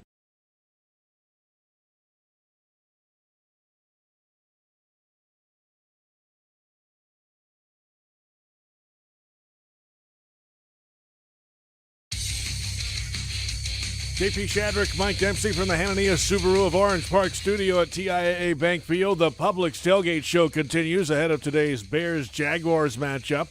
Kickoff time coming up at 1 o'clock Eastern, and today's game presented by TIAA Bank. Time now for First Rounds on Us. New York Jets, first round choice. Jeff Lageman. Jacksonville Jaguars have selected tackle Southern California, Tony Baselli. It's our weekly visit with our resident first-round draft picks. Jeff Lageman, 1989 to the New York Jets. Tony Baselli, 1995 to the Jacksonville Jaguars. And good morning, gentlemen. What's up? Good morning, JP. Morning, JP. Mike, Merry Christmas, everybody. Merry belated Christmas. Yes, indeed. That was a couple days ago. So this is obviously an odd week. The Jaguars are 1-13. They've dropped 13 consecutive games. They currently hold the number 1 overall selection. If it ended today, there's a lot going on. GM interviews are happening. There was a quarterback competition this week, allegedly. That's a lot to deal with here. But outside the building, obviously, guys, we've talked about it all morning. Fan base, everybody's focused on the number 1 pick. Inside the building, they're trying to win football games here, and that's a tough balance to hold. Well, I mean, the players and the coaches don't have to hold any balance to it. I mean, they're about winning football games and trying to put the best players on the field. I thought that this week, though, was crazy in the aspect of you're having an open quarterback competition for the 15th game of the season. Well, I mean, come on. Isn't that normal? No, I mean, come on. I thought everyone did that. I think it was look. I don't want to misspeak here, but I think that it was just the coaches wanted some time to decide, and then they say, okay, hey, look, it's going to be a competition. Because you know what you know by the time you get to this point in the season, and you know that the quarterback situation is not good, and either decision that you make, it's not going to be great, and that's why the fan base is so excited about the prospect of potentially drafting a organizational changing draft pick in Trevor Lawrence, and that's what everybody's focused in on, and I get it, but to your point, Jeff, if you're a player and a coach, you don't care. As the great Herm Edwards once said, you play to win the game, and they're going to try to win the game. But you know what, Tony? You and I both know this, that if you're on this team and you're a player that is secure, okay, secure. You're looking to the offseason a little bit. Okay, you're looking to the offseason. You try not to, though. You're trying not to. Okay, and you also have the wherewithal to be aware that Trevor Lawrence in drafting a quarterback first overall could change your fortunes in the future. So even though the players and the coaches like to say, hey, look, it doesn't affect us, we're about winning, the players that have a future here, you darn right they're thinking about it. Well, and here's the deal. They are trying to win the game. There's no doubt about it. There's not any doubt in my mind that every coach and every player is focused on trying to win this game. However, the preparation is not the same when you are out of it. And the reality, if you're a coach, Jeff, you know this as well as I do, part of your time during the week is also spent thinking about your next job and building relationships, making phone calls, and doing like that. And you wish to say you shouldn't do that. That's not right. Focus just on the task at hand. But they also have families, and this is their livelihood, and they're realistic enough to know that most likely it's not official or nothing's been said that we know of yet. But there's probably going to be changes. And so you start thinking of other things, and you're looking at other opportunities. And so just like the players, I think there's, while when they step on the field, they'll give everything they got. During the week, there are distractions, I think, that take away from the preparation. Absolutely. All right, guys, one guy who didn't get to prepare and will not play today is James Robinson. He struggled the last couple weeks anyway, but what will the Jaguars' running game look like without the guy who's touched the ball almost every single time that a running back's had it this year? Great question, and over the last couple of weeks, we did see that Ogunbowale has had a little bit of pep, and even Ozigbo's had a little pep, but Ogunbowale is going to get the start today, and what are we expecting to see? I mean, we just have such a small sample size to look at him from his time as a Jaguar. I mean, I really don't know, but you hope that he can help take a little bit of pressure off the quarterback position. Well, Jeff, you better be able to run the ball today because this Bears defense is very good, and they are very good at rushing the passer. What, they have 7 sacks 2 games ago? If you watch the Vikings game, they were all over Kirk Cousins all day long, and they had a run game with Dalvin Cook. If you have no run game and you get behind and you have to throw constantly, Cam Robinson and Jawan Taylor, they're in trouble. Tie the chutes a little tighter, chin strap a little tighter because you got some pass rushers coming, and led by Khalil Mack, one of the better edge rushers in all the NFL. So it could be tough. Is this the first game that Jawan Taylor is going to see a really elite player. I mean, really, if you look at the season. Well, no, T.J. Watt's elite. Yeah, no doubt. T.J. Watt's elite. Zadarius Smith is one of the better players for the Packers. He's bounced around both sides. Yeah. But I would say this matchup against Khalil Mack is similar to T.J. Watt. Yes. Great players, guys who can affect the play, run or pass every down.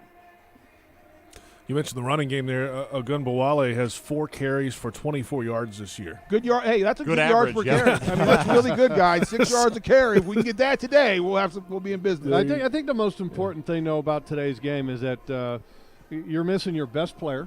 Yep. On offense. Number 1, on offense. Yep, on offense. Number 2, you're making a change at quarterback once again. Does that really matter, though, Jeff? Doesn't really matter. But then you also, yesterday something happened. The Arizona Cardinals lost, and now the Chicago Bears are looking at controlling their own destiny, and that they win out, they're going to the playoffs. So you better strap it up if you're a Jaguar today. Speaking from one Robinson, you mentioned James Robinson, to another one. Allen Robinson is on the Chicago Bears team, of course, over 1,000 receiving yards this year. Trubisky's playing better as of late. They have a run game going, and this is an offense that is headed in the right direction, it feels like, for the Bears, guys. Let's be clear. Allen Robinson's a very good player. I mean, he is an outstanding player, and he puts up numbers with bad quarterback play. And you take your hat off to him. And he's obviously the former Jag. He'll want to come out and play his best. But I don't think that's any different if you watch the tape of Allen Robinson. He plays at a high level. But I'm not sure how much better quarterback play they're getting. I think what they're getting is better running back play there you go. out of David Montgomery, who's been outstanding, taking pressure off Mitchell Trubisky. Trubisky, former number 1 overall pick, he is just okay. He's good when they roll him out, play action pass, but if he has to drop back and beat you with his arm, watch out. He's not very accurate and not very good down the field. Here's the numbers to back that up. Montgomery in the last 4 games has 434 yards rushing, 5 touchdowns. And, oh, by the way, Trubisky's numbers are the best they've been over those last 4 games. Well, the reason why is Dave Montgomery's been great. And you watch him on the film, Tony, he finishes the run strong. He's a hell of a back now. I mean, he's a good football player. Jeff, you're exactly right. Trubisky's the type of quarterback that's okay if everything's good around him. But he's not good enough to win the game for you.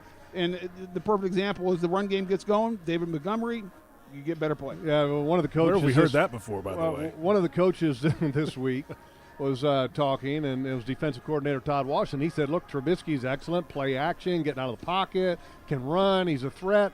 But when he has to drop back, that's not where he's good at. So you've got to try to get him third and long. Which is, by the way, when you say if you're a quarterback and you say you're not good at dropping back, that's all you need to say. Yeah, that's a problem. So, guys, what kind of chance you get or do you give the Jaguars defense to slow David Montgomery today? The Jags have not exactly been doing a good job against the run. I mean, it seems like the perfect storm for Montgomery to continue his hot streak. Well, I think the bigger issue, Mike, I mean, to your point, I mean, I don't give it a high chance. I mean, David Montgomery's hot. This defense is not. I mean, not a great matchup, as you just described perfectly. The bigger issue to me is if they do get the run game going and the Jags are playing catch-up, can this offensive line hold up? Can the 2 tackles hold up against Robert Quinn and Khalil Mack? And that's where the game could get ugly, and that's what you worry about.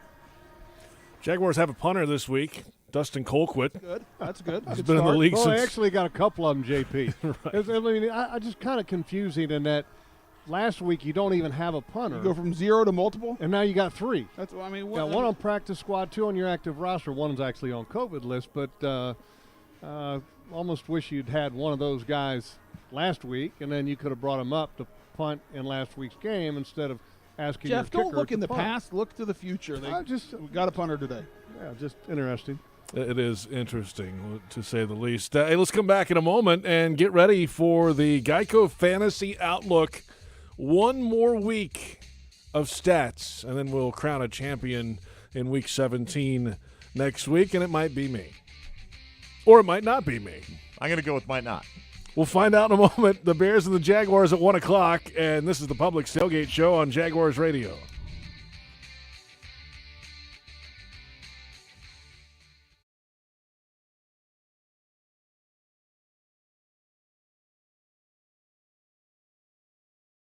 At Jacksonville International Airport, the health and safety of travelers is their #1 priority.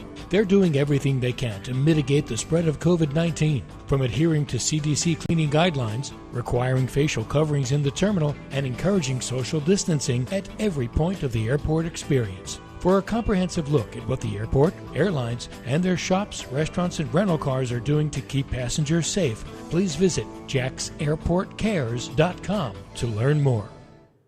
Jaguars fans, whether it's on the field or in your finances, the key to success is a solid plan.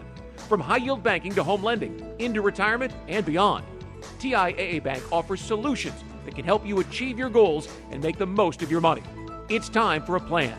Start building your legacy today at TIAABank.com/Jaguars. TIAA Bank is a division of TIAA, FSB, member FDIC, equal housing lender, and the official bank of the Jacksonville Jaguars. If something's been hurting, aching, or bothering you, don't ignore it any longer. It's time to take care of your health again. It's time to make an appointment with a Baptist Health primary care doctor or specialist. Call 904-202-4U to schedule a virtual visit or see a doctor in person at a Baptist Health location. The time for better health is here. Call 904-202-4YOU or visit getbetterjacks.com. Sassine's Office Systems helps you manage information more efficiently, offering a full line of award-winning copiers, printers, electronic document storage solutions, mailing solutions, and IT solutions. Founded in 1981, Sassine's continues to offer unmatched customer support and world-class scalable technologies to both small businesses and Fortune 500 companies. Located in Jacksonville, Daytona, Orlando, Tampa, and Gainesville, Sassine's is ready with your office solutions. Call 888-771-2679 or visit sissines.com today. Every 51 minutes, someone dies in a drunk driving crash. If you think it can't happen to you or that your actions won't affect others, think again. I got behind the wheel drunk and caused a crash that took the lives of 2 young women. Before you drink, have a plan and know all your options. One bad decision can last forever. Take it from me, Eric, prison inmate P22679. This message brought to you by the Florida Department of Transportation. The best thing about working at Fair and Farah is all of the employees. We all work together. It's extremely enjoyable to come to work every day. There's a common cause or goal. No matter what your job is, we're all there for the client. We are dedicated to our clients 100%. We do everything it takes to maximize the value of their claims. Fair and Farah is really the Farah family. When they choose us, they choose a family to fight for them and to protect them and to make sure that they're in a good place and that they have somebody on their side. Farah and Farah, here for you, here for good. Jacksonville.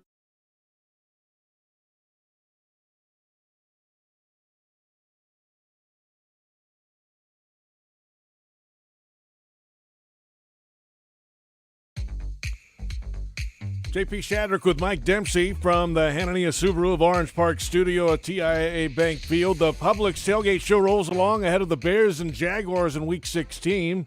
They'll tee it up today at 1 o'clock, and today's game is presented by TIAA Bank, created to serve, built to perform. Let's get to the inactives. They have been announced for today's game, and start with the Jaguars. Jake Luton was not a part of the quarterback battle this week. He is inactive today. Colin Johnson, wide receiver, inactive today. He's been banged up this week. James Robinson, of course, out this week with an ankle issue. Luke Barku, the cornerback, is out. Linebacker Quincy Williams, inactive. Tyler Davis, who held last week, the tight end, is inactive again this week. Karan Reed, defensive lineman, is the final inactive for the Jaguars today. I got 6 for the Bears, include a pair of cornerbacks here. Buster Screen and Jalen Johnson not suiting up today. Offensive lineman Lachavius Simmons, nose tackle Daniel McCullers, tight end Demetrius Harris, and wide receiver Riley Ridley are the 6 Bears who will not be suiting up. So there you have it, the inactives for today's game. And time now for the Geico Fantasy Outlook. Great news. There's a quick way you could save money. Switch to Geico. Go to geico.com, and in 15 minutes you could save 15% or more on car insurance. We head back to the booth. Tony and Jeff standing by. Frank Frangie in for the first time. What's up, Frank? How's everybody today on a beautiful day today? Yeah, man? Nice day for football. We could play 2 today, but Yeah, we'll do with 1. That's fine. How about the standings in the Fantasy Outlook? All right, well, I'd just like a note to Frank. You cannot take Alvin Kamara this week. He's Still can't have Darren Waller. His 6 Still no? touchdowns, can't have him either. And Frank, you did really well considering you only had 2 guys in the lineup because you had Ryan Tannehill who scored 39. And overall, you got 53 points, which was middle of the pack, but considering you were shorthanded, that's pretty solid. I did. and by the way, note, just so you know, I was going to pick Justin Jefferson before y'all said I couldn't do it.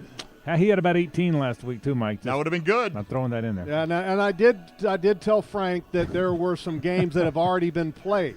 Why'd you tell him that? Why didn't you couldn't tell me that last week? I'm just trying to help him out a little bit. I'm trying to help him out. Yes. Had you taken Justin Jefferson and he got you 18, you'd be 2 behind JP Shadrick right now. Here's how things went down. Dempsey. Yes, I'm getting to it, Hold on, Tony. Dempsey, I got a question. Yes, sir. For the group.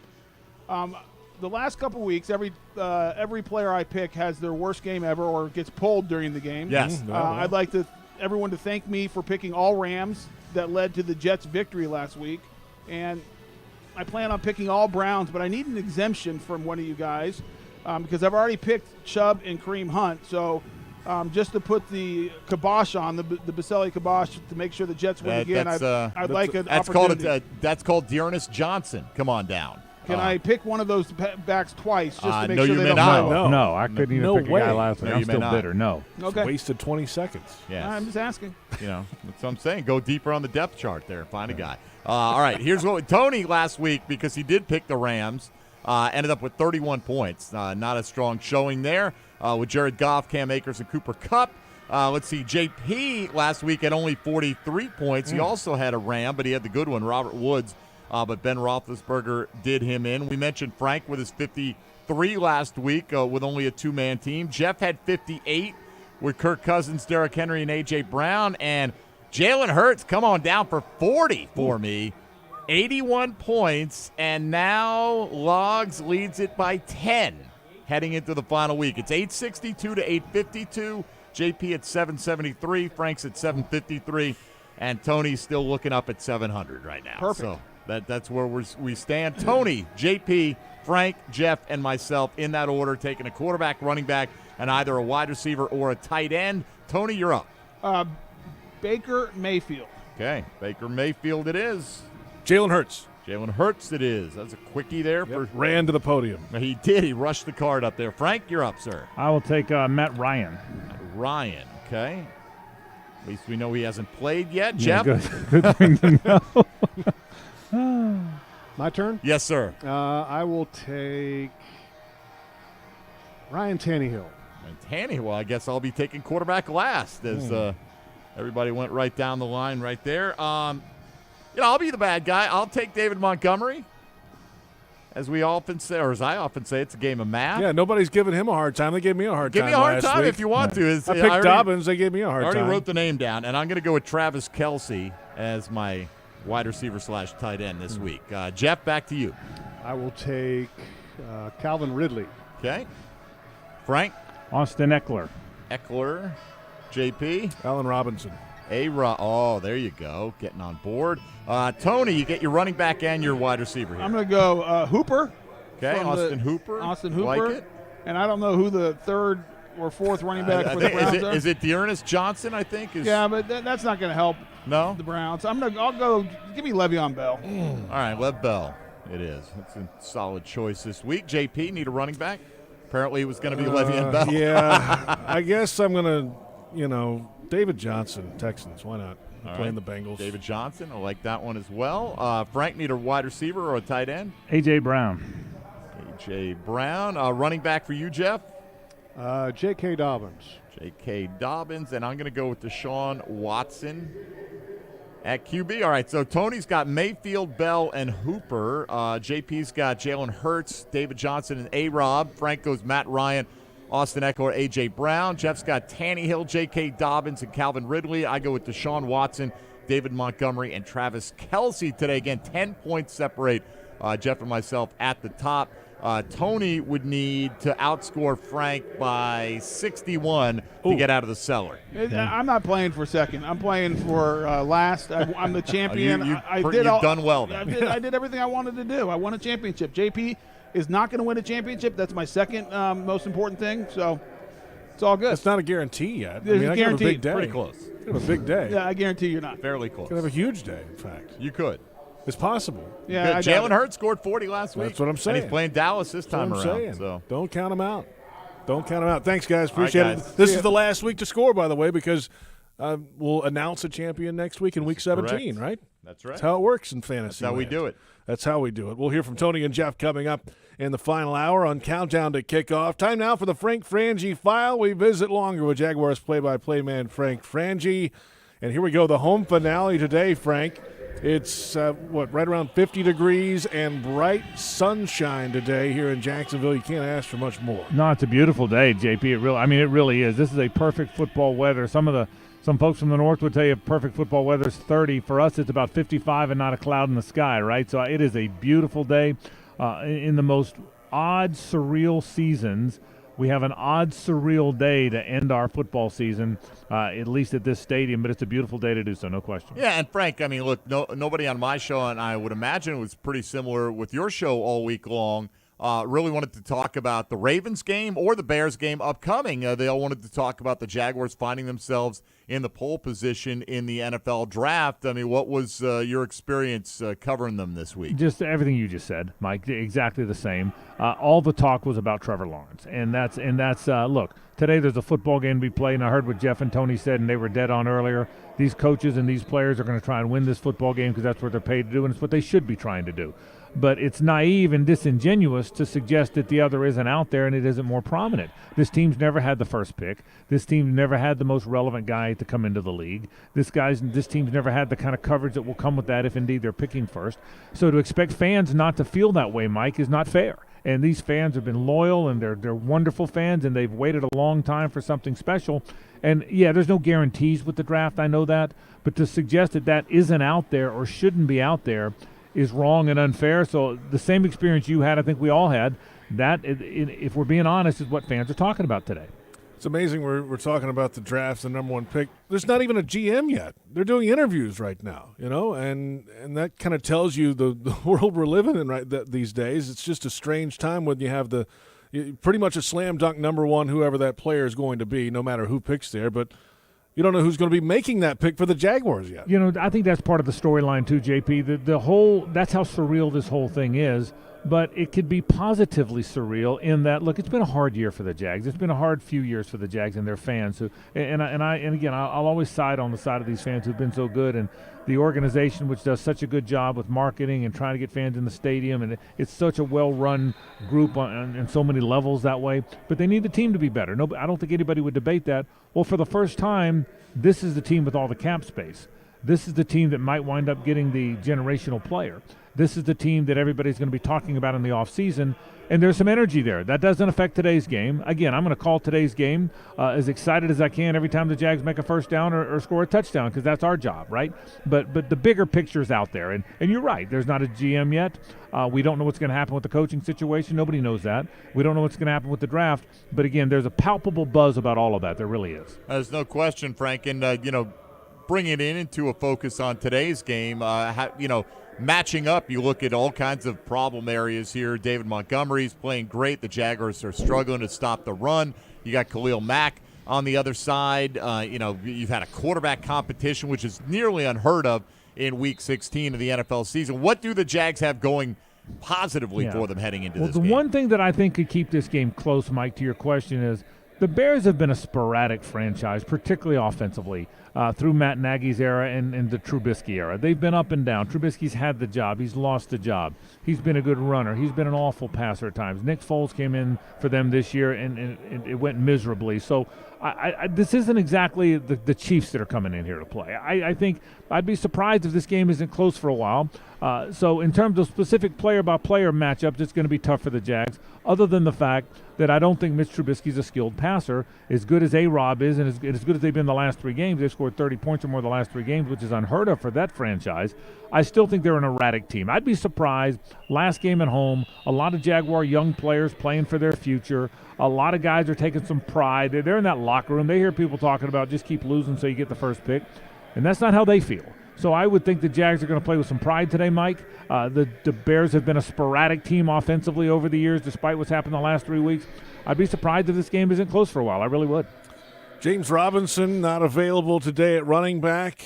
Dare Ogunbowale has 4 carries this year. Divine Ozigbo has 0. Nathan Cottrell has 0. That's not many carries experienced this year in the backfield. You know what's interesting about that, JP? Ogunbowale is going to be fun to watch because we've seen a little bit here and there when he has gone into the game. Ozigbo's the guy they really liked. When he was on the Saints practice roster, they couldn't sign him fast enough off of that. And I remember there was conversation that people thought right out of the gate when Fournette was the starter and Rock Armstead was the backup that he was going to push Armstead. That was the conversation in the preseason a year ago. So if he gets to play a little bit, he's a guy people like. He's had some issues and injury issues. So if nothing else, it's always interesting to see the next guy play, right? James Robinson's a wonderful player. Hopefully he's going to be this team's running back for a lot of years. Gosh, what a magnificent season. I think he gets screwed out of the Pro Bowl. What a great season he's had. But I'm intrigued with these other guys because we've seen a little bit here and there, particularly Ozigbo, who I think is going to play some today. It'll be fun to watch. Frank, have a great call in the home finale. Okay, boys, thanks. Frank Frangie out of here from the broadcast booth upstairs as the Jaguars prepare to face the Chicago Bears. It is a shame for James Robinson. He did not get the Pro Bowl nod. And in a normal year, I think he would have gotten the honors. There probably would have been players that bowed out, and he would have been an alternate, and life would have moved on. But no game to bow out of this year. Yeah, so that's unfortunate for him. And Miles Jack might have been one of those guys as well. But when you're 1-13, you're and in a smaller market, and that's part of it. But the 1-13 is the bigger part of it, I think. Yeah, Logan Cook might have gotten some consideration as well, but unfortunately, none this year for the Jaguars, and it's Week 16. We're back in a moment to preview this Week 16 matchup between the Bears and the Jaguars with senior writer John Oehser. The Ozone joins us when we come back. We're a little over an hour away from Week 16, and this is the Publix Tailgate Show on Jaguars Radio.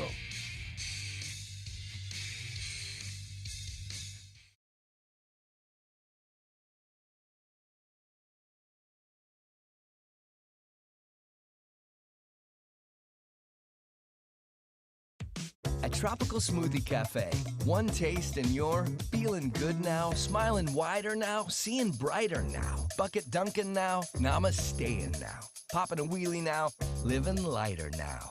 You're on Tropic Time now. And on Mondays, try our Jaguars Duval Delight Smoothies for $2.99. And you're roaring louder now, end zone dancing now, sipping spirit now. You're on Tropic Time now at Tropical Smoothie Cafe. Hey, Florida drivers and motorcycle riders, don't fumble. Do your part to stay safe on our roadways. Florida has observed a significant number of motorcycle fatalities and crashes. Drivers, watch for motorcycles. Don't drive distracted. Motorcycles are hard to see. Take the extra effort to look for them. Riders, play defense. Always ride responsibly. Wear proper gear and make yourself more visible. Get trained and never drink and ride. On the road, safety is worth way more than 2 points. Brought to you by the Florida Department of Transportation. The NFL family is committed to conversations and actions that advance social justice and move us towards a more equal and just tomorrow. The NFL created Inspire Change to reduce barriers to opportunity and create progress in police-community relations, criminal justice reform, education, and economic advancement. Join NFL players, clubs, and the league in ensuring that access to opportunity is a reality for all. It takes all of us to end racism and hate. Learn more at nfl.com/inspirechange. In Florida, bicyclists have the same rights and responsibilities as everyone else on the road. So when you ride, follow the rules. Always wear a helmet and use lights on your bike. And drivers, watch for cyclists. Give them space to ride. And don't forget, when making that right on red, look to your right first to see if a cyclist is approaching in the bike lane. We all have a responsibility to keep ourselves and each other safe. Alert today, alive tomorrow. Because safety doesn't happen by accident. This message brought to you by the Florida Department of Transportation. Hey, it's the Good Greek Spiro, and I am proud to announce that Good Greek Moving and Storage is now the official mover of your Jacksonville Jaguars. The Jaguars are making all of the right moves, and you should too. So when it's time for you to move, do it like the Jags and call the Good Greek. Simply dial ** Greek from your cell or go to goodgreek.com. That's goodgreek.com. Good Greek Moving and Storage, official movers of the Jacksonville Jaguars. Good Greek Moving and Storage, your superhero movers. Nothing kicks off your game better than a handful of Georgia peanuts. Power-packed with protein, essential nutrients, and great taste. Georgia peanuts are the MVP for affordability, sustainability, and nutrition. To score life's touchdowns with recipes and fun facts, check out GAPeanuts.com. The perfectly powerful peanut is brought to you by the family farmers of the Georgia Peanut Commission. Peanuts! Get your peanuts!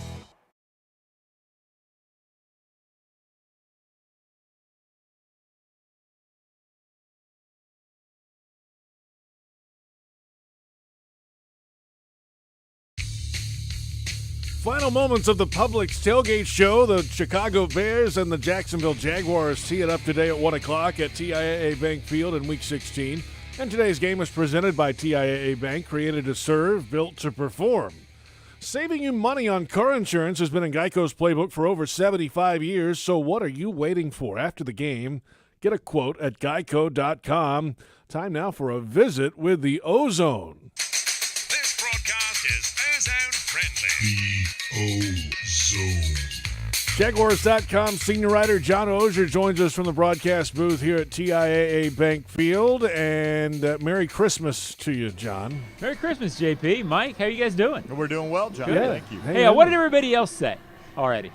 I'll just go with that. I'm going to echo that. Okay, what they said. That's basically where we are right now. I mean, it's Week 16. It's GM interviews. The team is in line for the number one pick currently, and there's a quarterback competition. The starting running back isn't playing. Beyond that, nothing's going on here. Yeah, it's a weird – I mean, I guess it goes without saying. It's one of the weirdest weeks you can possibly imagine trying to cover a team because there's obviously so much interest in the things you just mentioned, JP, that it was hard to get around to what was going to happen on the field, and everything that's going to happen on the field is in the context of those things we just talked about. So Glennon will start. I guess he gives them the best chance to win. It's what now, the fifth quarterback change you've had? Yeah. Guess what? When you have 5 quarterback changes, it means the coach can't figure out who the best guy is to start because there, probably isn't an option that really stands out from the crowd. So that's what it feels like going into this.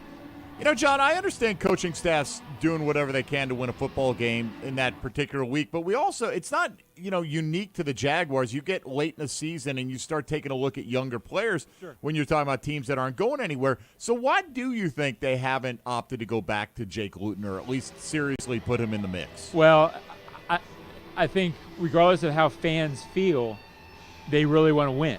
And I think when they saw the game against Pittsburgh, I think they just feel like Glennon or Minshew are the two better options.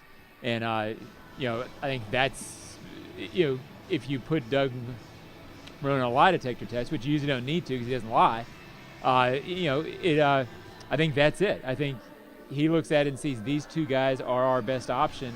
And it's really not in that sense about next year and looking to see who might be the best option for next year.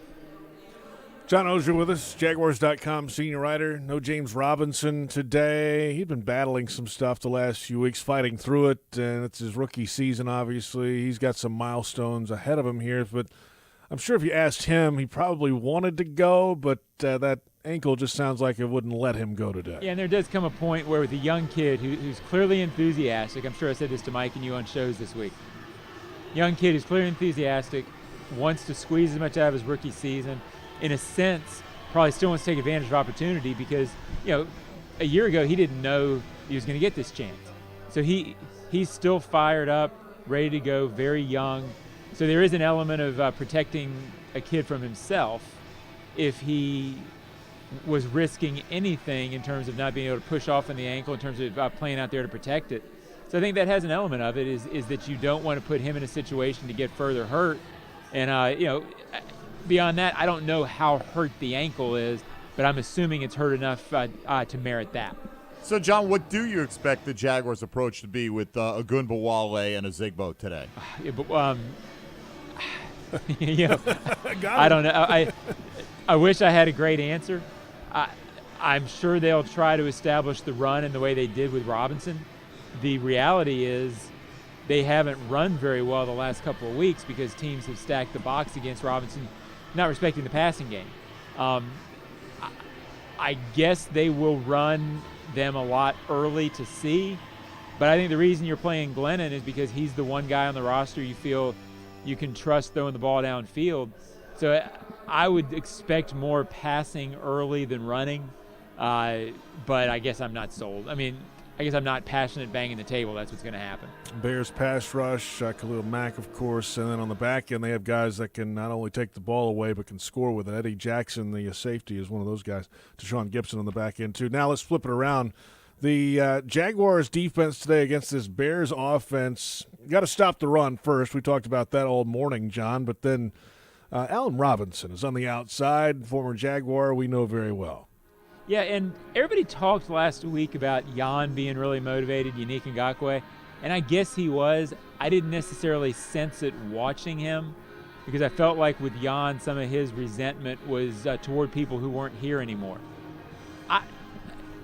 From watching A-Rob, I think he'll play with a real chip. And maybe Jan did too. Maybe I just missed it, but I really think A-Rob's going to play with the chip and be fired up to be back here.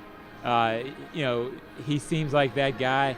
And, I think the one hope the Jaguars have today is if Trubisky comes out and makes some mistakes. If I'm the Bears, then I think A-Rob's disappointed after the game. Because if I'm the Bears, I run at this Jaguars defense until they prove they can stop it. Because the last 4 or 5 weeks, at some point in the game, that element has broken down enough for the opponent to dominate situations. So if I'm the Bears, I say we're going to do that until you show us you can stop it.